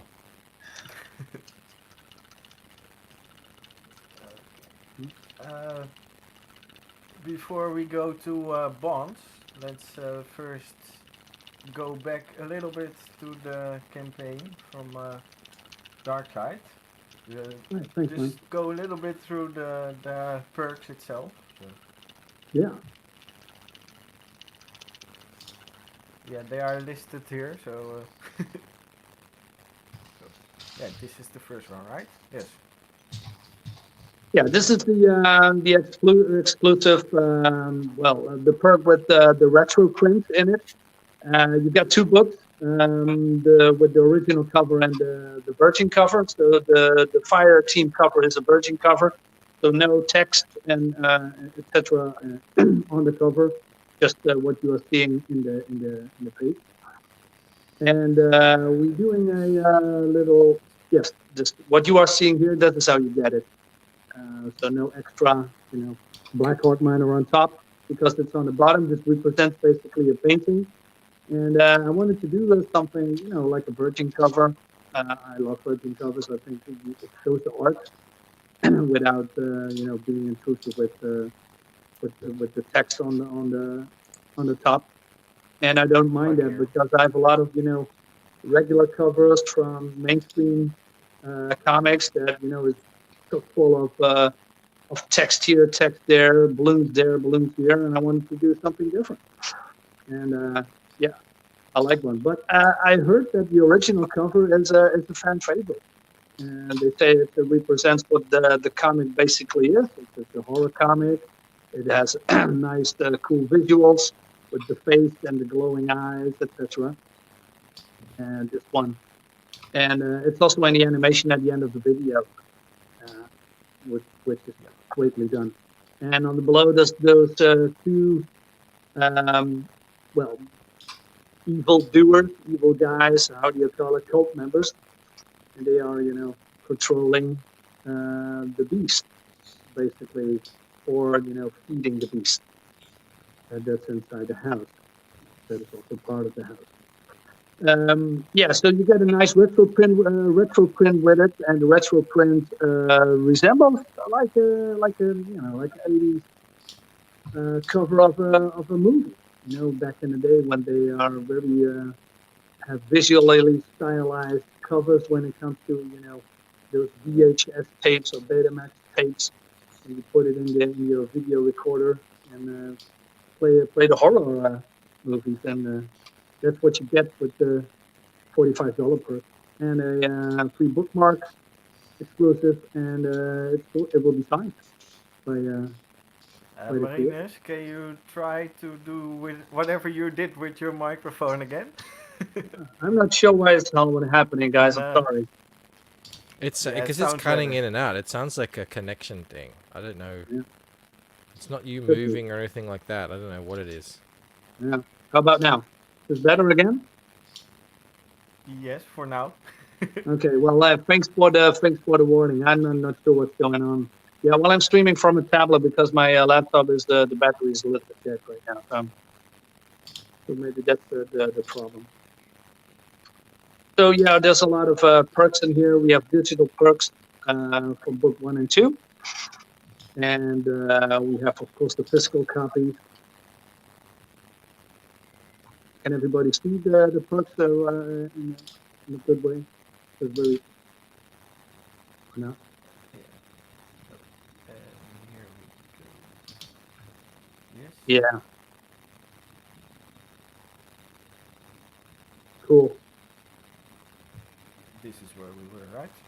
Yeah, I'm sorry, I got a little screen here, so I cannot cannot. see it perfectly with my tablet. Sorry for that. So yeah, we have the digital perks, the physical perks with only the book and the combination of book 1 and 2 if you are interested with a different cover. We have also the feature perk, of course, and we have, if you want to have a head sketch with this one. So you get all the perks and a sketch of choice. And there's also a bigger perk with a bigger sketch. As you can see here, $150. And the this one that is I'm most, A3 sketch. yes, so it's very big, so that's great. And the one that I really like is that you are in the book. And yeah, Jeroen, can you scroll down, please? Yes, thank you. So this you will become the part of the cast. It's already one bought. It's only one left. For $400 you get not only you are being in the book, your likeness will be drawn, and you get dialogue. So you become a part of the cast. You die horribly in the house or outside. We're not sure yet. And yeah, you get all of the books, of course. So you get a lot of stuff for your money. I think when you are part of the cast, yeah, that's great. So you get dialogue as well. I think that's a great perk. I really like this one. So yeah. Yeah, only one left. So Yes. So if you're interested, congrats on selling one. That's awesome. yeah, we sold this very quickly, and I don't know who that is, but he or she will be killed in the book, of course. So That's such a Thanks cool for thing that backing. we Now can you do, die. huh? Add people into the comics. yeah, there's a lot of people want to be in a comic, and with this case you can also be part of the story, and I think that's a nice that we and other people as well can have that offer there for the people who want to be a part of the journey. I like that. Yeah. yeah, you can hear that you like that because immediately we could hear you much better. Yeah. You started about that perk and hey, the sound is good. Okay, yeah. Maybe I should, go to a little bit closer to the screen like this one. Maybe Yeah, people or can just hear. always talk about this perk. It seems to work. Yeah. Maybe you're right. You're right. Yeah. And otherwise, yeah, you get smacked in the face, right? So yeah, if you want, you can also get smacked in the face. But I heard last time for Red Gaze, people like tentacles and naked women. So yeah, maybe something that is in there. Who knows? But we are almost funded. So yeah, like I said, we need a little bit of more push to reach the 100%. So we are at 87. So just a little bit more, and then the book is 14 going to days get in left. your hand. Yeah. 14 days left. 14 days left. Yeah. And it's there. A little less than $300 to go. So Yeah. should be doable. Yeah, I hope right? we get there. Would be great. And then you get a great looking book. Like I said, it's not a floppy size. It's a magazine style, so it's going to be bigger. So you got a lot of more book for your bang, for your buck. Really happy with that.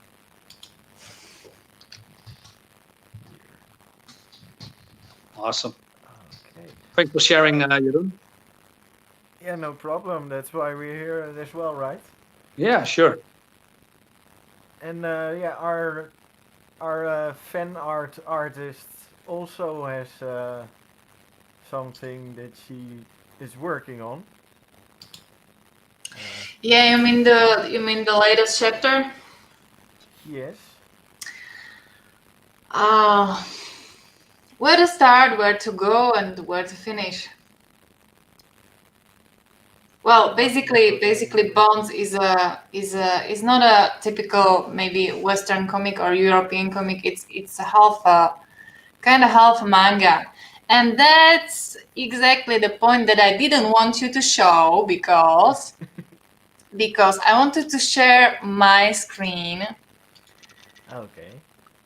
Because there is this special time when I push the green button. So basically, it's a half manga, half comic, yeah. And it's not your typical superhero action comic, but it's rather. You will find everything in it. You will find action, you will find adventure, you will find fantasy, you will find even magic. But the most common and maybe the most enhanced thing that the comic revolves around are relationships in many different forms, and in a form that we can see a person building their own personality through these bonds, through these relationships, because the comic is about a girl who wants to. She's a werewolf, yeah. So that's the point. My comic is about werewolves, about people who can shift into wolf forms.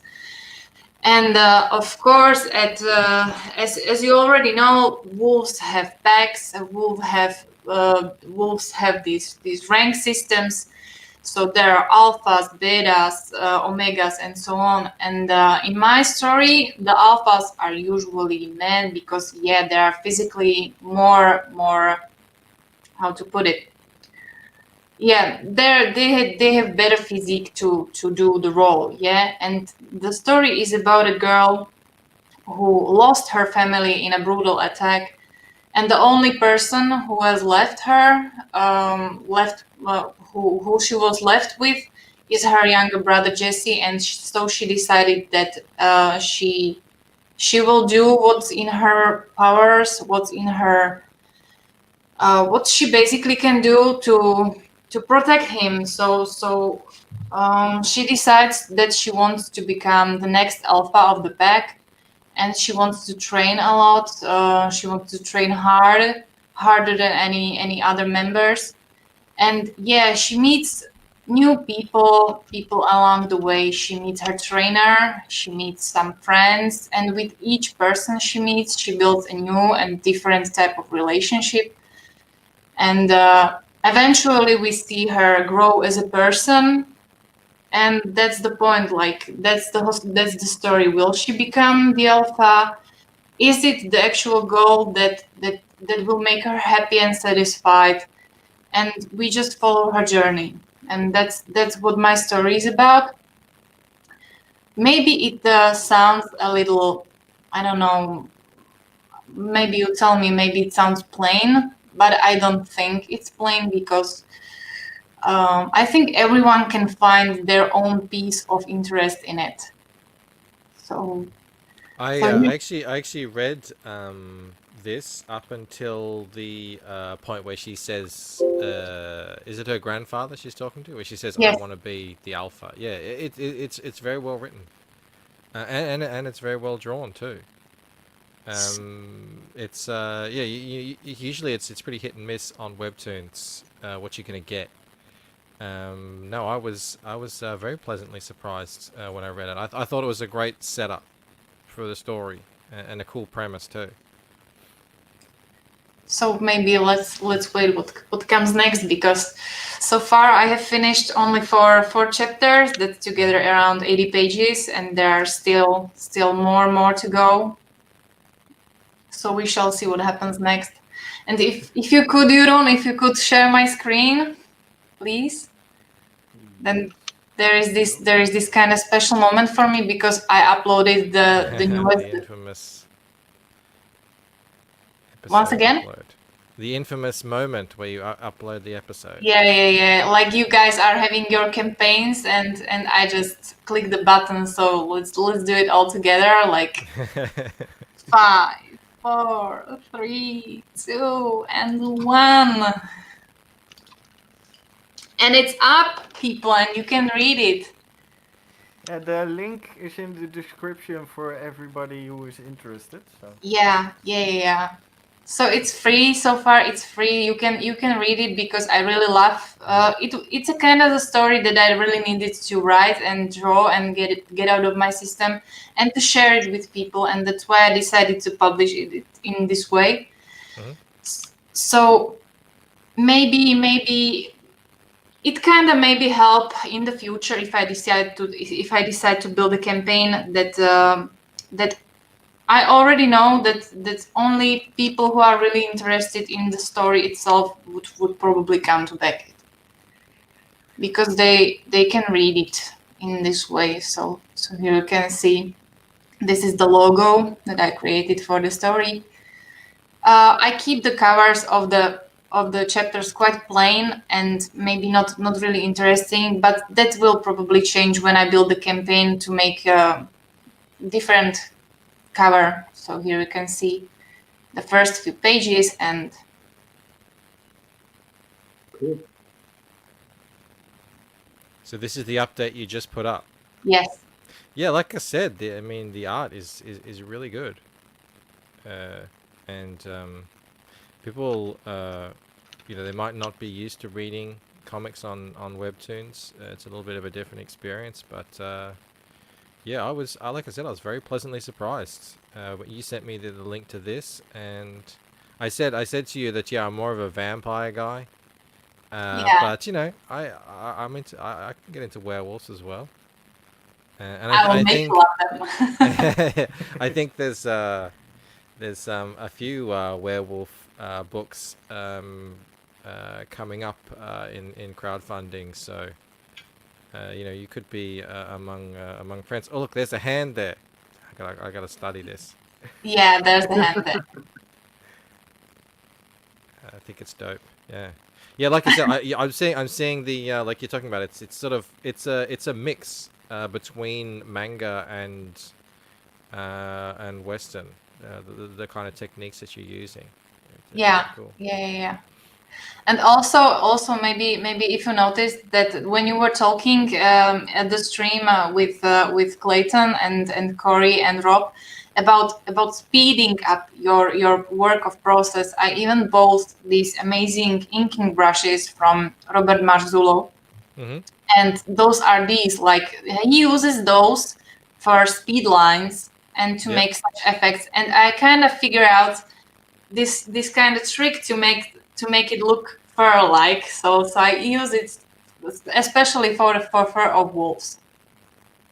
Yeah, if you've got a wolf book, see, I wouldn't do that because I'm like, well, I'm probably not going to be drawing many wolves. If I have to draw one dog or something, I'll just draw it by hand. But if you've got a wolf book and you know you're going to be going back to it again and again, Yeah. that sounds like a great idea. I noticed Stefani Rene doing the same thing. He does his sketches with these brushes that have they do the kind of hatching effect automatically. Yes. And then he'll go over that, and I thought, oh, that's really clever. I've not seen anyone do that before. I know I've seen people do it in the background, but he's doing it on the faces. Yeah, I can't really imagine like going with the strokes, like single strokes in every single, like I'm really precise about everything I draw, and I'm kind of nazi when it comes to this. So I can't imagine like spending that much time on every single wolf. So this really helps a lot. Mm-hmm. They look great. So that's it. So if you're interested, then read it, and I shall see, because the first plan was to maybe finish the whole book number 1, which would be somewhere around 200 pages, and it would be kind of thick book.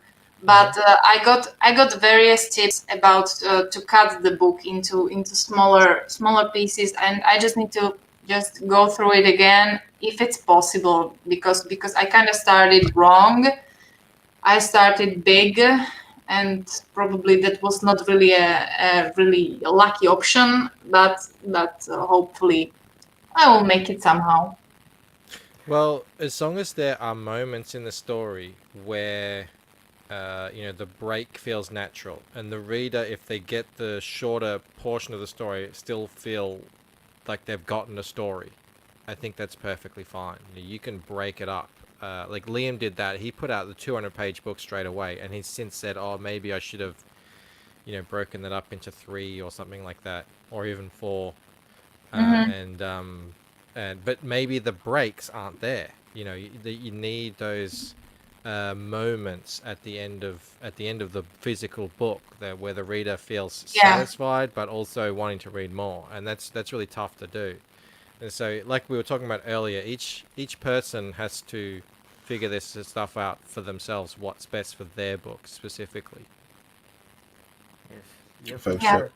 By the way, Michael, you should probably know that you've surpassed Liam as Vinny's favorite Australian today.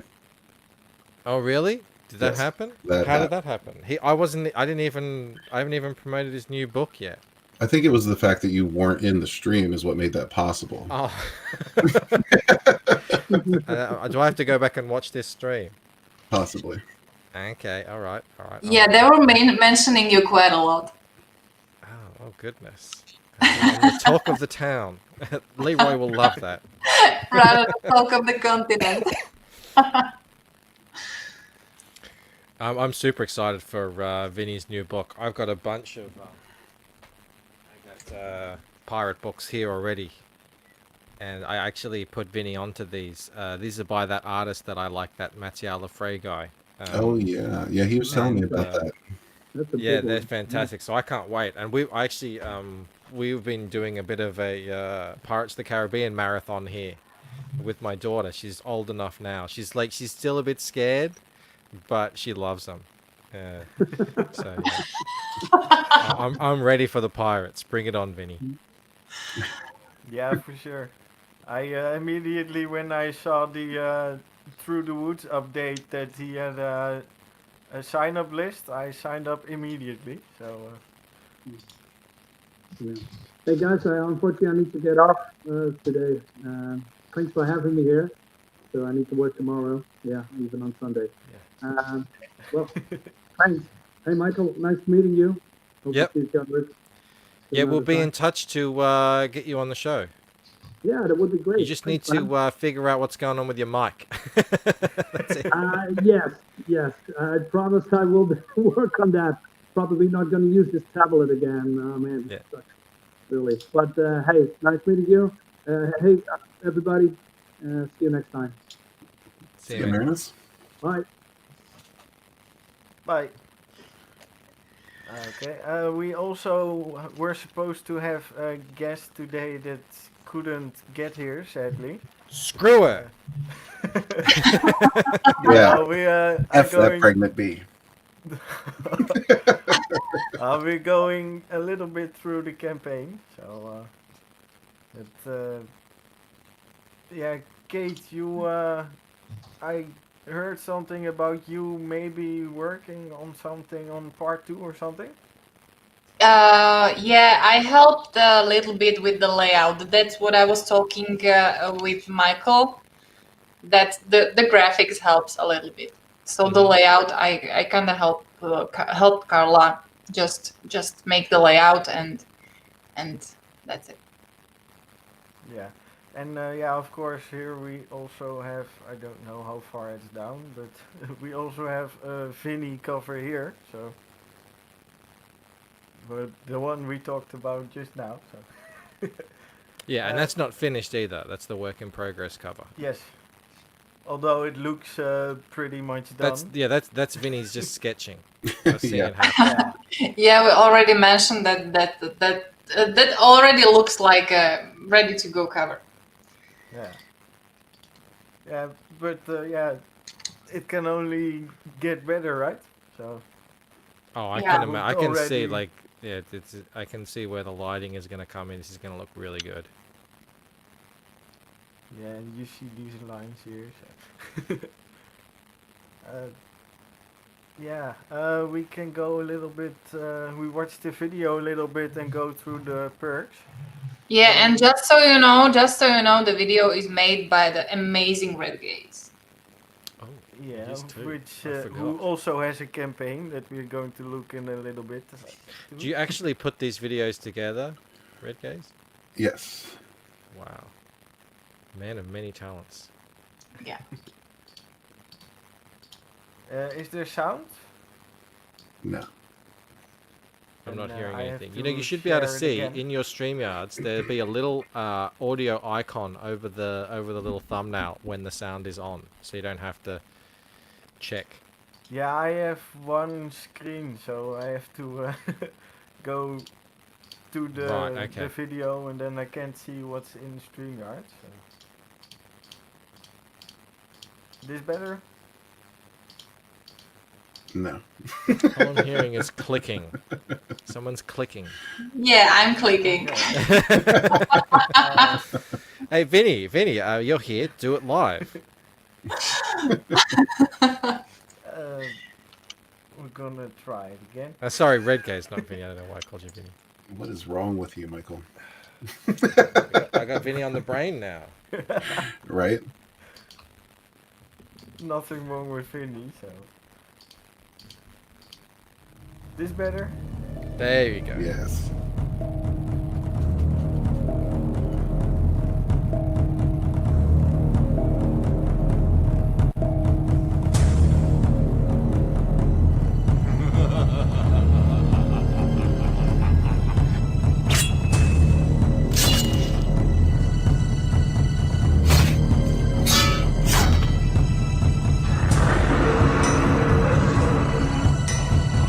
Renowned witch hunter Alden is faced with the most dangerous quest of his life when a powerful witch emerges to threaten Grimsby.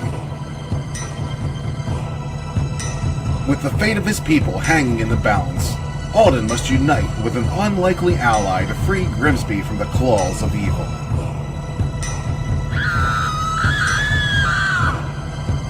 Don't miss this masterful tale from White Cat Comics. Witch Hunter.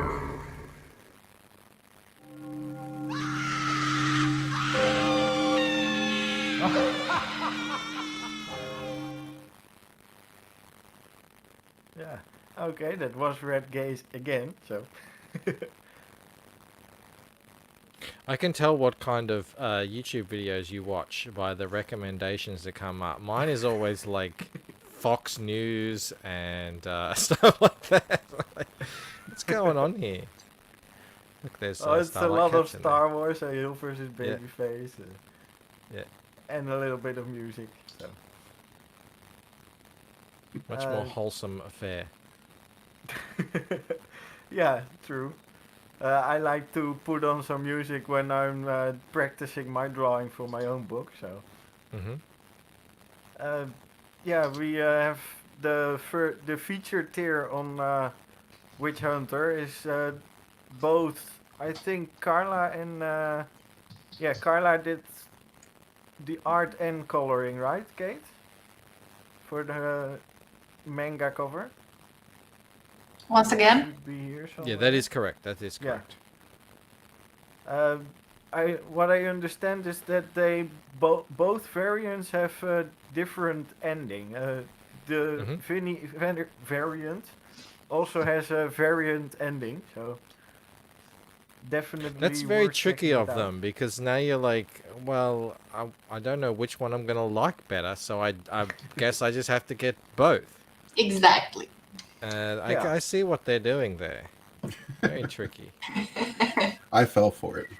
Yeah. Yeah, and not telling what the differences are, right? So. Yeah, Yeah, by I the mean, way, both this of is them. this is the Baker number one. Yeah. Yeah, I'm going. They for should this actually one as well, say, so. now one of these endings really sucks. You're gonna hate it. The other one, you're gonna love it. Which one it is, we're not saying. So you better just get both because you don't want to be disappointed. Yeah. Let's see. This is. I think. Yeah, the original ending. So there's only one digital perk here. This is both. So. Well, apparently it says here original ending, and here it says alternate ending. So Virney's book must be the alternate. So. Yes, I believe John said that Carla's cover is the quote-unquote canon ending. Yeah. Okay. Did who wrote this? Did John write it? Yes. So the alternate ending is just it ends with the main character just going on a rant about the Democrats or something like that. About dirty tricks. Yeah, schemes and scams. Oh, that's someone else, right? Well, yeah. The schemes and scams. Actually, that's not a bad idea. We should put that bug in John's ear. No, he would do it. That's the problem. Carla wouldn't be able to stop it. I'm third still not variant. seeing a problem. Or you get a schemes variant and a scams variant. You can also back both books separately, I see. So if you want to gamble that you get the right one for you, then just get this one. I personally am going for the featured. So I see you can still be in the book. For the be in the book perk, you get to choose in which version you want to be. At least that's what I heard on the launch stream. So you get to choose if you get in the original story or in the variant story. But yeah, I expect that they are not telling you which one is the right version for what you like, but that way they have to spoil the book, I think. Sorry, that's me. The cops are coming. I'm gonna mute. Did you kill the person? Who's the one with the meth lab? Yeah. I'm not answering any questions at this time. Yeah. All right, they're gone. Okay. So it's not for you, at least. That, Well, I don't know. See, I ran off. I'm on my phone now. I ducked into a back alley. Oh, We'll see yeah. what happens. yeah. You're secretly behind the red eyes, so. Yeah, I don't know what the secret box is. Yeah, it says. Nobody, I think it's the head of Original Brad art. Pitt's wife. Okay. It's from Seven. What's in the Yeah, box? one of those heads from the cemetery. Way to spoil it, Michael. What a wet blanket. The book comes, covered in her blood, so it's extra special. Okay. That's why it's so expensive. Yeah, and the police comes to bring it because they pointed you out as a witch. The witch And now hunter is coming for you. People are going to get this tier now, and they're going to be like, what the hell? Bancroft said I was getting a severed head. What is this? Yeah, there was another comic that No I heard refunds. about earlier today which showed the severed head of Hitler. So. Oh yeah, that's Island 19. That's the zombie head in a jar, isn't it? Yes, yeah, Something that looks like good. that, yeah. Yeah, I'm personally going for this one. That I want to know both endings. That's the scam. Yeah, but hey, at least you know they have great art, and yeah, from what I've heard, everybody likes their stories, and yeah, why not go for both, right? Then if you don't like the one, then you might like the other, or you If you might don't, like the yeah, both. you give the one away that you didn't prefer. And if you don't like either of them, there's Christmas and birthdays for that. Yeah. Think of So the regifting just opportunities. take this one, and no, I expect that this one will be just as strong as the others. So that yeah. And they are great people, so why not support them, right? Mm-hmm. They were funded, I think, right in the first launch stream as well. So. But yeah. Yeah, I'm pretty sure they were definitely- funded by the time they came on my show. Yeah, They it happened have fast. a lot of fans. Yeah, but they have built quite a following for themselves as well. So Exactly. that's That gets back to yeah, what we were talking about going earlier. back to yeah. Yeah. Then we also have one more campaign. We go over a little. If you were alright with that, Red. Oh, sure. Yeah. It's going to be fulfilling very soon, in the next 2 to 3 weeks. A little birdie told me that you've got a comic coming out too, Red Gaze. I do, yes. Yeah, once I start fulfilling the novel campaign, I plan to put out a mailing list. I don't want to jump the gun on that because that's one of my pet peeves when people launch projects before they fulfilled their other projects. That seems a little shitty to me. So I just prefer to, build up the street cred, make sure people are getting fulfilled, they know what's happening, then get it out there, man. But yeah, this is epic space fantasy at its finest. The first in hopefully a series of 3 books, as long as people are still interested. But yeah, there's going to be some comics in between. There's going to be a little bit of time gaps in between each novel, so I'm going to fill in the space there with some comics. And it's not people like love comics. Novels take much time to make, Red Gaze. What are you doing? No. I mean, the second one's almost done. I just started it 3 days ago. Okay. Yeah, I mean, I should expect you to have it done by next week, surely. Yeah, see, I need to get one of those programs where I can just speak. I tried that before, but there was too many cuss words in it, and there was stuff like, order me some pizza, like just these weird lines just ended up in there that didn't belong. So it actually made me go back and edit it more than I would have initially if I just wrote it down. Fair enough. But yeah, this is the very beginning. This is a nice peaceful galaxy that gets turned on its head when some invading forces arrive from outside. Everything kind of goes to hell, and that's the premise behind these stories, is watching it either come back together or transform in ways that people weren't expecting. Okay, yeah. How many pages is this novel? This SOB turned out to be over 500 pages, so it's going to be a thick one. That's one of the things I was unfamiliar with, because when I was writing it in Word, and I used another program, and it wasn't laid out properly. So I was thinking maybe somewhere between 300 and 400 pages, but no, it ended up being about 550 or so. So yeah, it's going to be nice and thick. So now I know for next time not to go. There you go. That would actually cause me some problems with printing.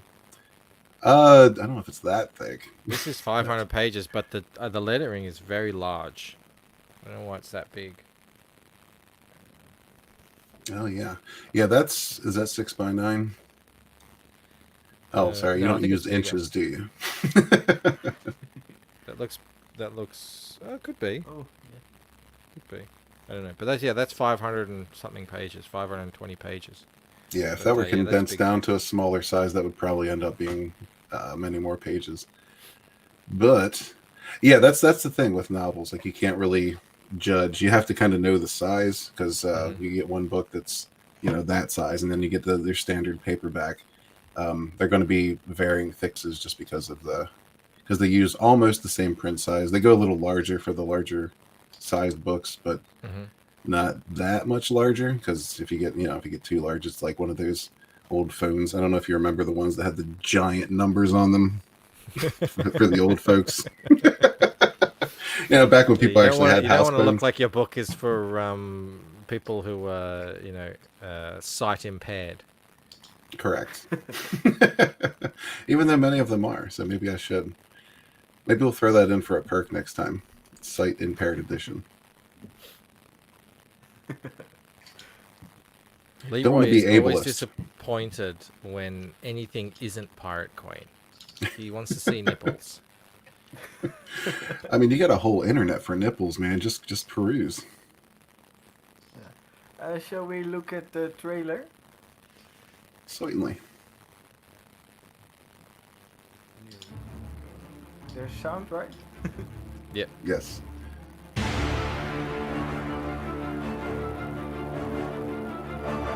After centuries of peace, the Astral Union is faced with a galaxy-wide threat from a foe long forgotten.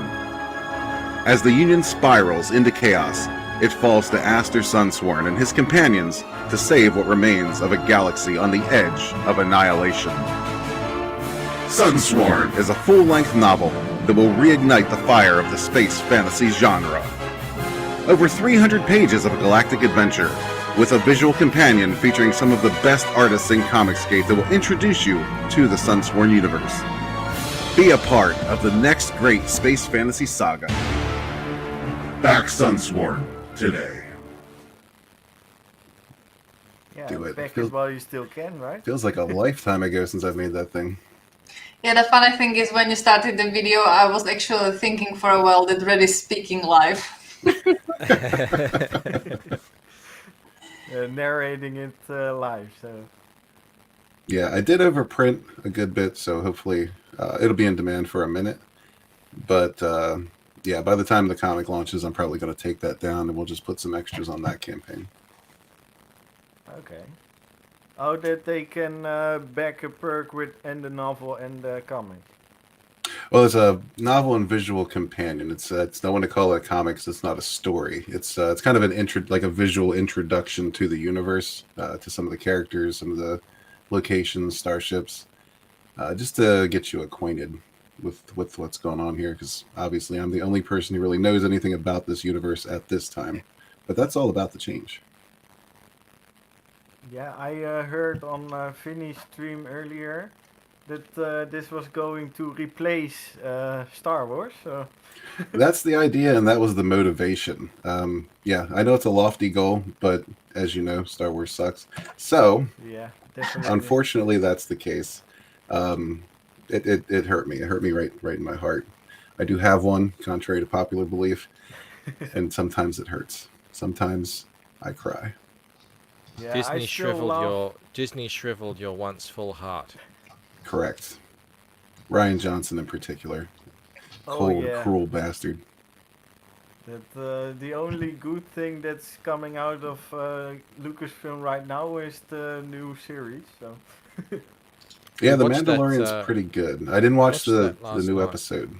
Yeah, we watched it last night. It was yeah, it was fun. It's It was maintaining. For sure. Yeah, I think it's on par. I'd say it was on par with sort of the middle to good tier episodes from the last season. It was, yeah, like it didn't really advance the you know, the story as we know it, but it was a good little fun kind of, you know, one-off Romp. thing. A good little romp. There you go. Yeah, and a lot heavy on the nostalgia factor. There was Oh, yeah, there was a lot of- you know, they go- recognizable things. Yeah, they go back to Tatooine. You actually get to see a crate dragon, which anyone from, you know, any old Star Wars fan would know from the skeleton in Tatooine, and a bunch of other little, yeah, nodbacks. You know, I was about to say, after the Phantom Menace, I was pretty much done with Tatooine. Like, I don't need to see any more Tatooine. That's enough already. But if you're giving me a crate dragon, I'll go back. Well, it's funny, isn't it? You know, in this massive galaxy of crazy planets, it always seems to come back to this sand planet out in the middle Always. of, you know, on the outskirts of nowhere. Yeah, and Disney didn't really help that with Jakku, because it's pretty much, you know, Tatooine with a twist of lime. Yeah, but then we got that amazing Daisy Ridley Jakku rap. Oh no, no. So, I mean, that was all worth it for me. I could watch that thing on loop. It's so cringy.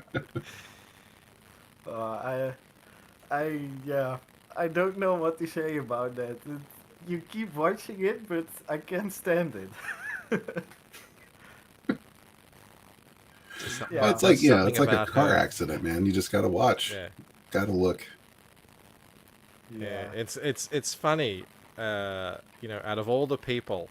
First off, they had, you know, they had Harrison Ford, Mark Hamill, and Carrie Fisher alive Yes. at the time And when they were pissed in their developing face.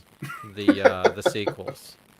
But they thought, you know what, we really want to go with just this bland-faced, stiff-bodied, completely unremarkable, unknown woman. And we're going to put her front and center. It was just the most bizarre decision that they could have ever made. And well, I think we all know the end result. Yep. Yeah. Yep, we do. It's very sad. But, I'm a very long time Star Wars fan, but even though I really wanted it to be good, I I can't stand it. Yeah, and I always always say, my character Ella, the main female protagonist in the Lucent, I'm always saying she's like Luke Skywalker. At the start of the Lucent, she starts off with a kind of dream in her head of what she wants to be, but she's just nothing like that in reality.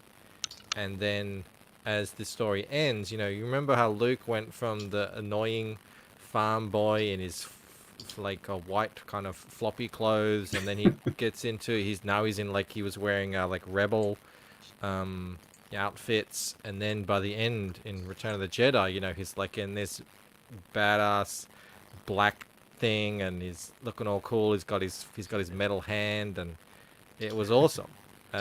Rey didn't go through any of that. She just was this wrapped up like a mummy girl, and then she ended up in the same place. It was so bizarre. Well, they did change her hairstyle, but JJ changed it right back. No, Ryan Johnson. That Ryan Johnson. was the only entertainment value in any of those movies. The visuals were nice, but just watching the sissy slap fight between J.J. Abrams and Ryan Johnson, that was entertaining for me. Yeah. At a certain point, it was just, it was literally putting middle fingers to each other. Fuck you, Ryan. Fuck you, JJ. Keep going. You can laugh about it what you will, but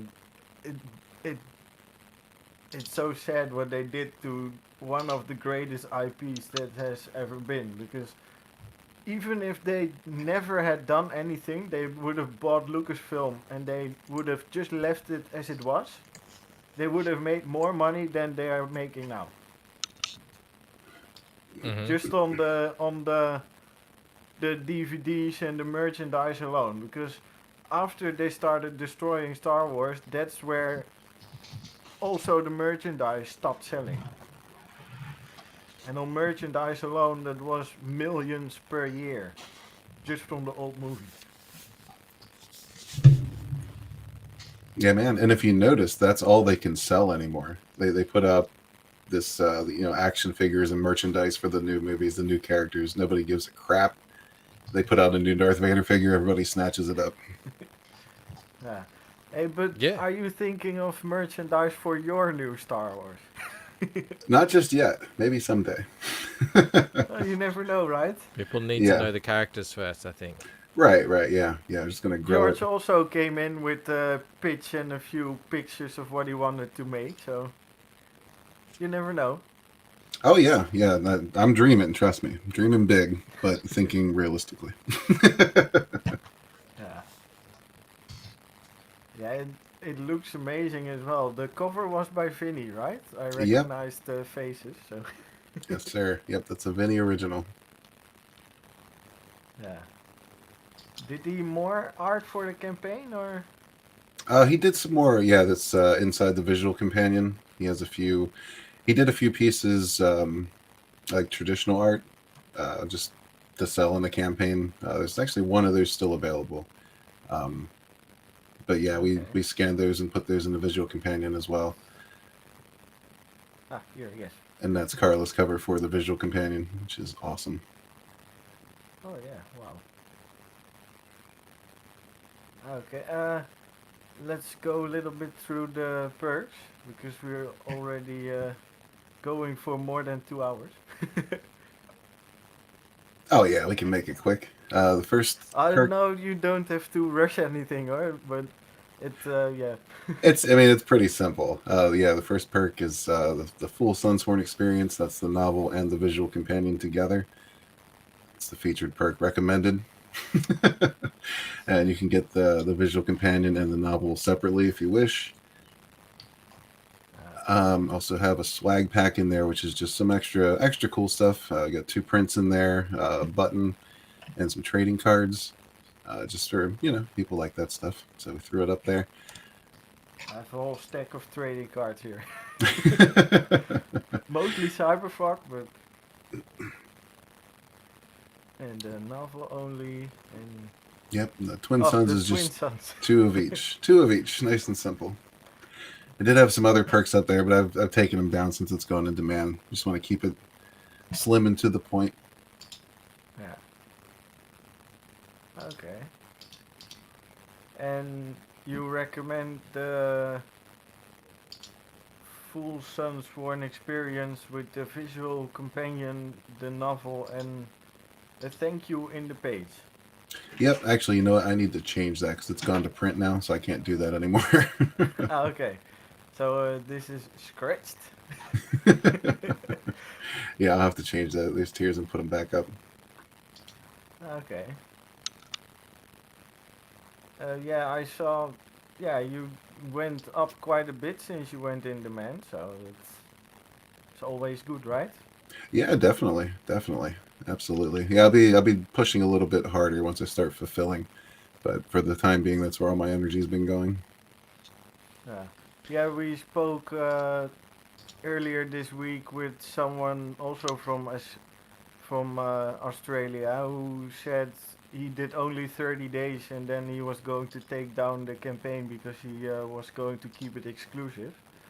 But yeah, sometimes in demand can work really well for some campaigns. Was Yeah. it Steven? Yeah. Yeah, he does that.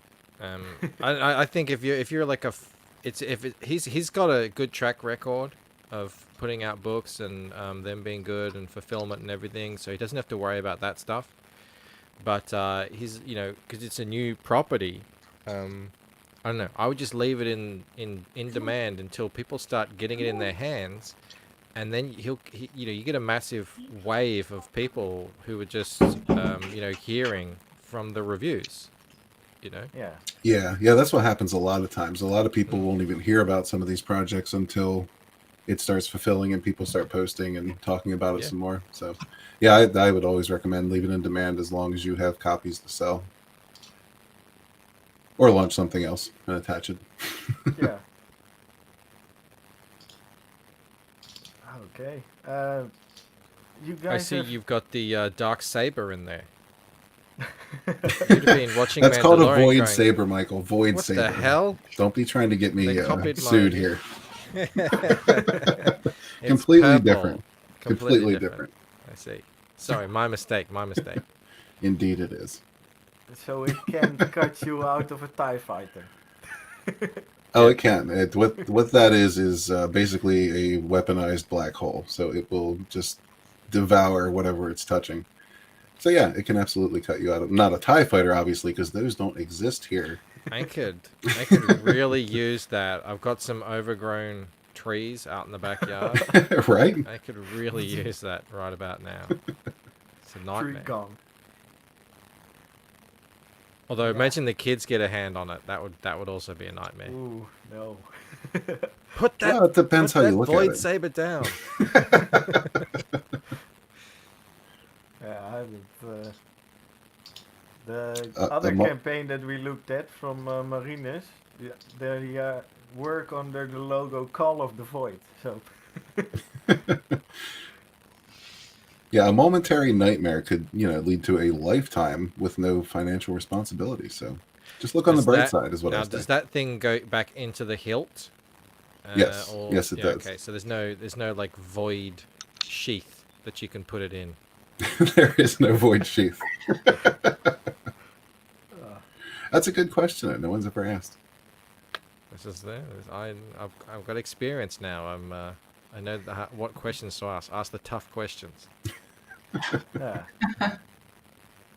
So it looks a little like a lightsaber, but it doesn't work the same way.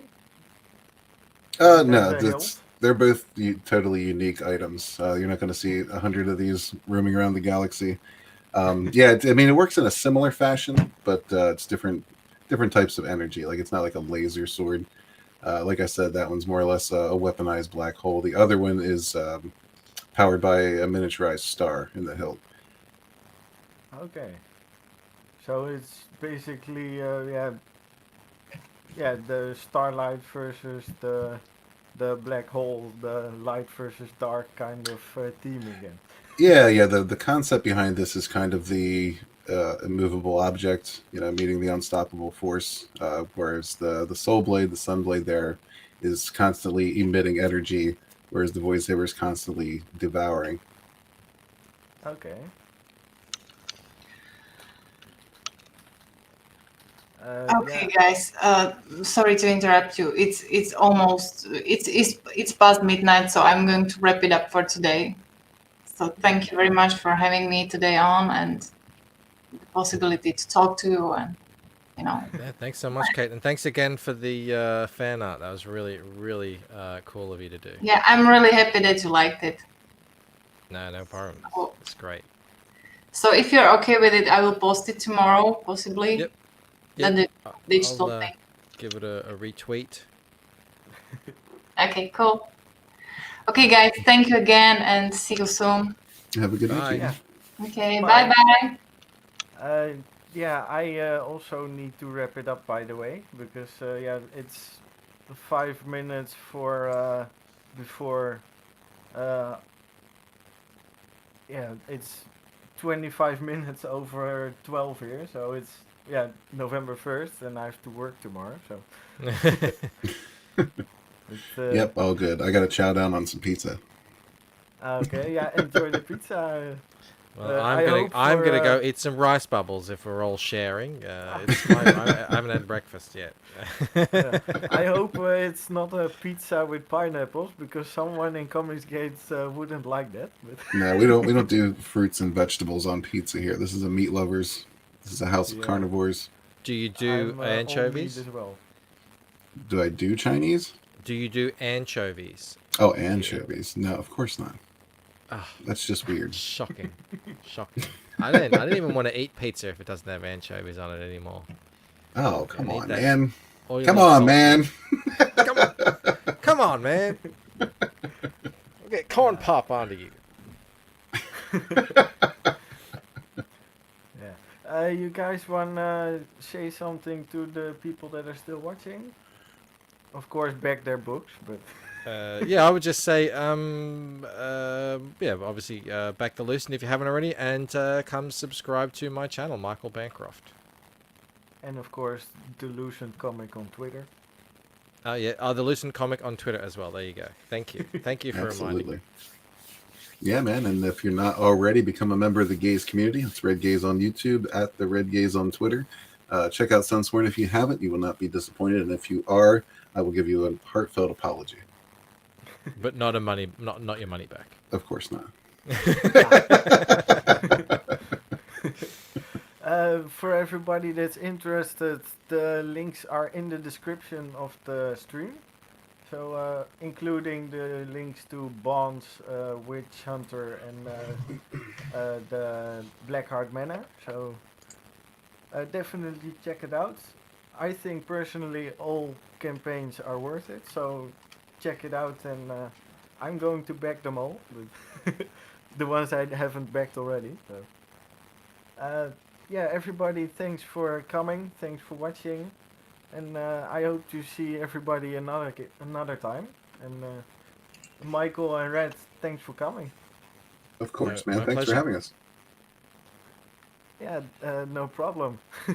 I enjoyed it a lot. So